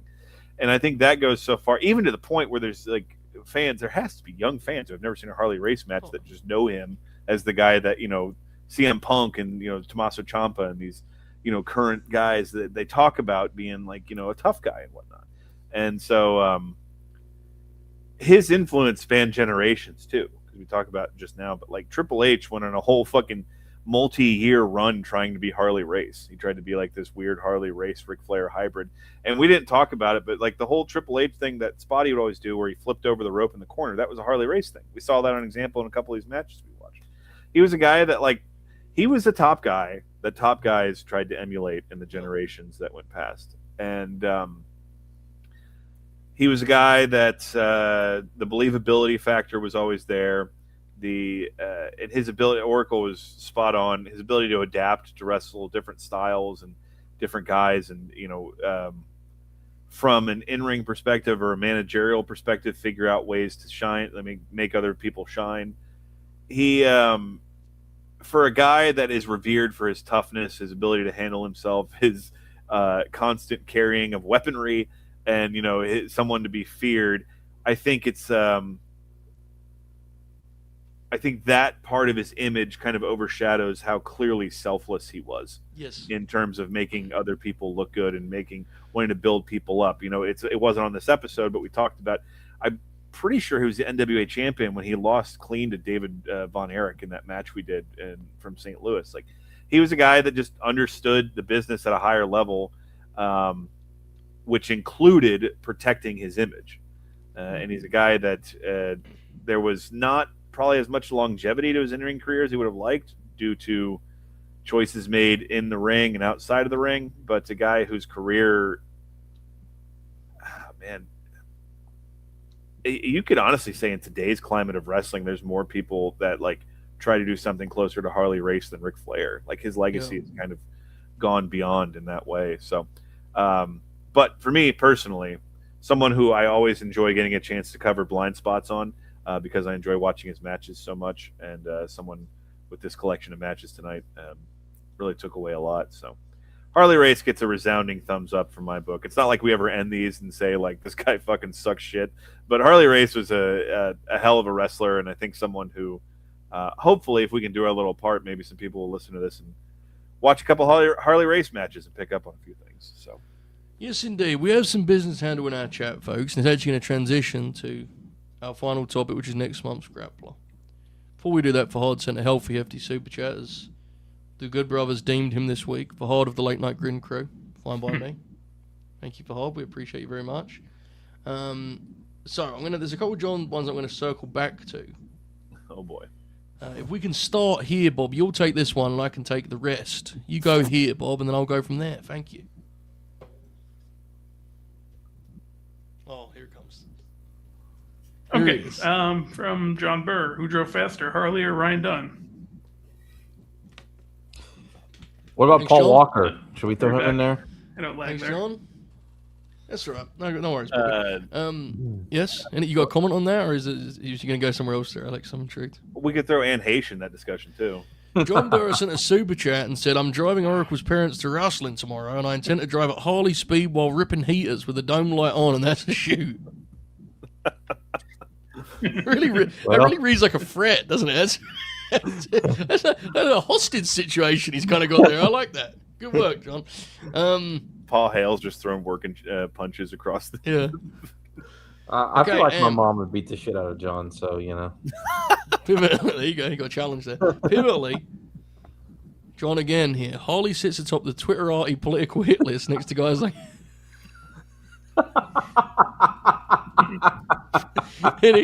DiBiase. I haven't seen the DiBiase ones. I've seen the others. I've seen Sayama. I've seen Dynamite. I've seen Owen. I haven't seen.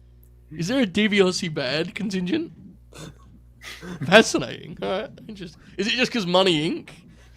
All right. And with that in mind, John, we're getting. I promised there's a reason I'm going the order I am. Late to the party as usual. If you guys are successfully rehabilitating Harley tonight, how many super chats has a good brother got to buy for y'all to do Owen next? Well, with that in mind, John, next month is May. And one of the wrestlers on the list is Owen Hart. So have we not done Owen? We have not. So hold tight. We have not. We came close years ago for the very first Owen Hart tournament was, I think, the third month in Grappler history. We almost did it for that, I think. And instead we did someone else. Regal? I don't know who. Dustin? Regal. Yeah, one of those lads, right? Excursion to the Kemper Arena. Here's our options here. Our options is, see, this is the problem, John. You know, you're getting me in a situation here because I'm looking at Alex and okay. Owen Hart. You're dropping this into my lap, man. Vader. Dr. Death Steve Williams. The Big Boss Man. Flying Brian Pillman. That's a good one. And for two modern options, because we do need to keep that in mind, we do have audiences, Alex's favourite, Lo Shirai.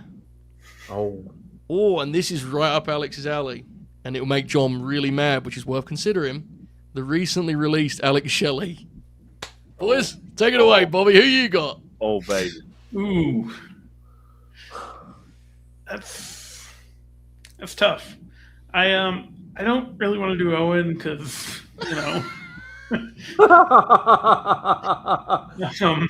might push Bob over the edge. Vader's good, but we end up talking about him most months anyway, so, Pillman's interesting. I think if I was going to pick from the older guys, it'd be Pillman. If I was going to pick from the modern guys and gals, either one, but probably Alex Shelley. Wow. Alex, what you thinking? That is a hell of a lineup. We always circle this Vader thing, but like we've talked about, we do Vader for so many other guys, and there's still like options out there for other, matches. Dr. Death, I don't know. We've done a Miracle Violence Connection match or two, I think. I'm not desperate to do that one, to be honest. Yeah. I would love to do an Alex Shelley episode. So I'd probably say that, or Brian. Owen would be good, but in May, I forgot that his birthday was the same. Yeah, that's fucking tragic, man. So it is heavy, isn't it, John? It's a bit heavy, John. With all respect. Let's. I think we can throw Owen in the Jerry Blackwell group of one day. Like we'll do like some sort of ad hoc thing, but. Yeah, so I'll either say Pillman or Alex Shelley. He's lashing out already. He's lashing out. He's already protesting. All right, I'm leaning Brian Pillman or EO, personally. Because we do need more women's wrestlers in the cat. And she definitely has a long enough career. So that's what I'm saying. Oracle, what say you? I like pretty much all of them except for Dr. Death. Fucking sooner, bitch. I'd be okay with Owen. I mean, I have to consider this guy's driving my parents to wrestling tomorrow, so I gotta, You do. You have to do that, but I think unfortunately that part of the decision has been made for you. I can't get over soft wiener nonsense wrestler. I do again. I know this is my picks, of course, but I do think Pillman is interesting. I'll say that. I think he's very interesting because. His career is short, but he has distinct chapters within that career. I'm just saying. Alex Shelley's good, I guess, too. I'd probably demand that we don't do any tag matches for that. We just do all singles stuff. Really? Oh yeah. Oh, oh man. Oh man. Make bucket. I'm not against Alex Shelley, and he's in the news too. Right? He'll be back soon. Well, not tag. I'm sorry, no machine guns matches. We could make Bob watch a fucking 45-minute Generation Next tag match. But So that, I will admit, that is a concern of mine. I'm worried about runtime, and he would get a touch self-indulgent, which is fine, but it just, you know. the Vince Russo, Pillman. Okay, so what? Let's talk about this. We'd have what, Stampede and early WCW, and then like Blonde's era, and then I guess we'd try and do some loose cannon, I guess. yeah. Should we just do Alex Shelley? Because here's my question. Oracle, tell what you think. Because we're kind of, Bob and Alex love Alex Shelley. You and I will discuss this as friends, right? Mm-hmm. Is an Alex Shelley episode ever going to have more juice than it has right now? Perhaps not. Perhaps not. You know.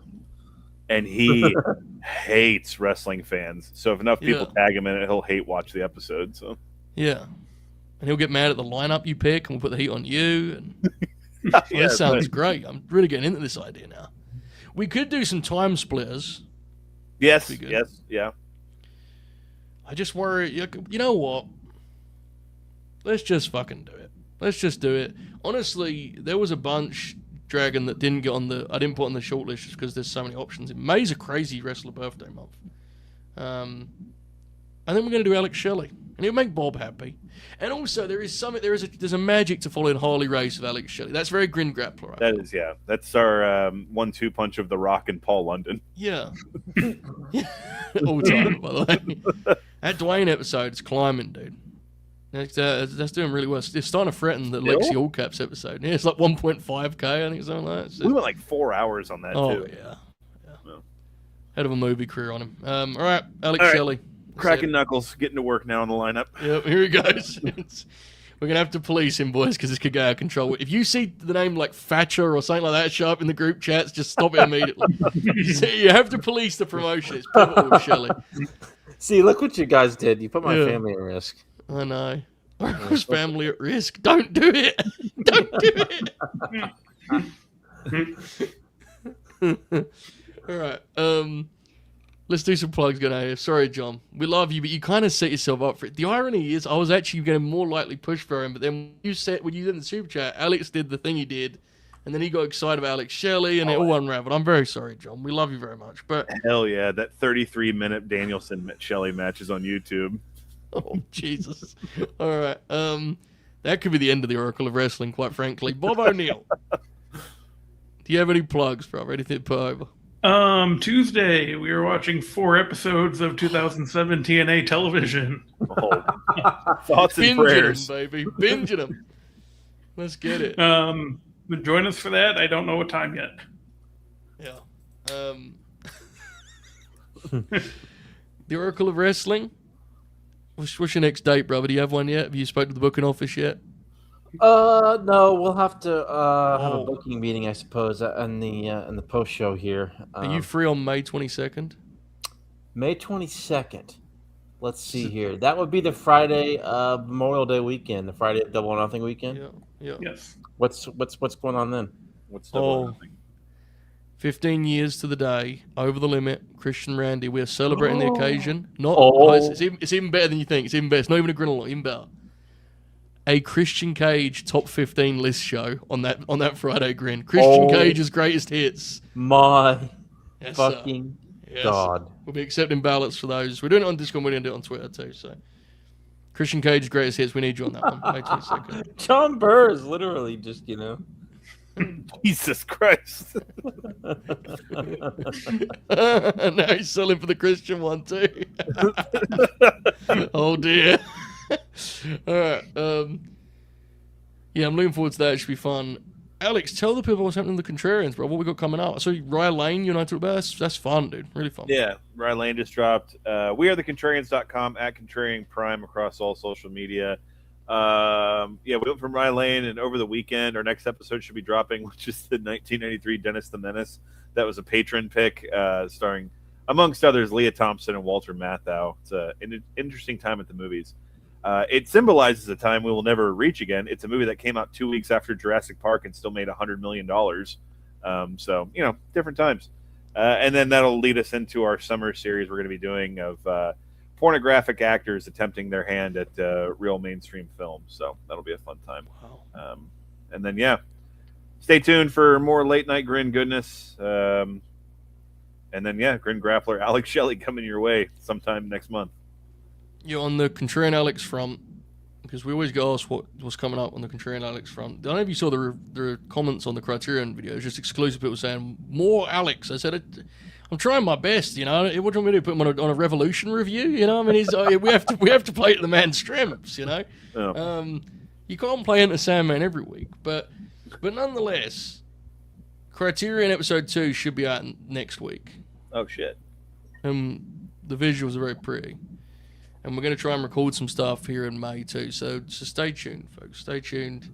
Frown Grappler, Alex Smelly. And on that note, we'll take it home. We appreciate you all. We hope you've enjoyed this program. Please do like stream if you haven't already. Have a wonderful evening. There is no Grin tomorrow. Grin was Wednesday this week. There is a triple header this weekend. Trips to Japan. We're doing Noah, we're doing Andrade and Sujin, we're doing New Japan. And also, if that's not to your taste, John, Powerplay. Loss has a new program on this platform with Donnie. And they're going to do it every couple of weeks, it looks like. And on Sunday, that starts Powerplay. They're watching the Flair Morton stuff on Sunday. Sunday afternoon, that'll be for all members. So, for $1.99, you get access to 4 streams within, 48 hours. I mean, what are we doing here? I mean, come on, it's our control. Our control, really. But, yeah, he's the man, and it's going to be great to have him on the platform. Shout out to Donnie for getting that done. And Powerplay, they're watching some pro wrestling on Sunday. Join them live for live access to the footage. If not, there'll be a link to how you can sign up to get the footage. So I will say that if you want to watch live with them, live is, tuning in live is more important with this than it is usually. So stay tuned. Appreciate you all. Have a great evening, a great week. I'll see you Saturday morning, Pro Wrestling Noah. Keep grinning. All hell. Enjoy this outro. Goodbye.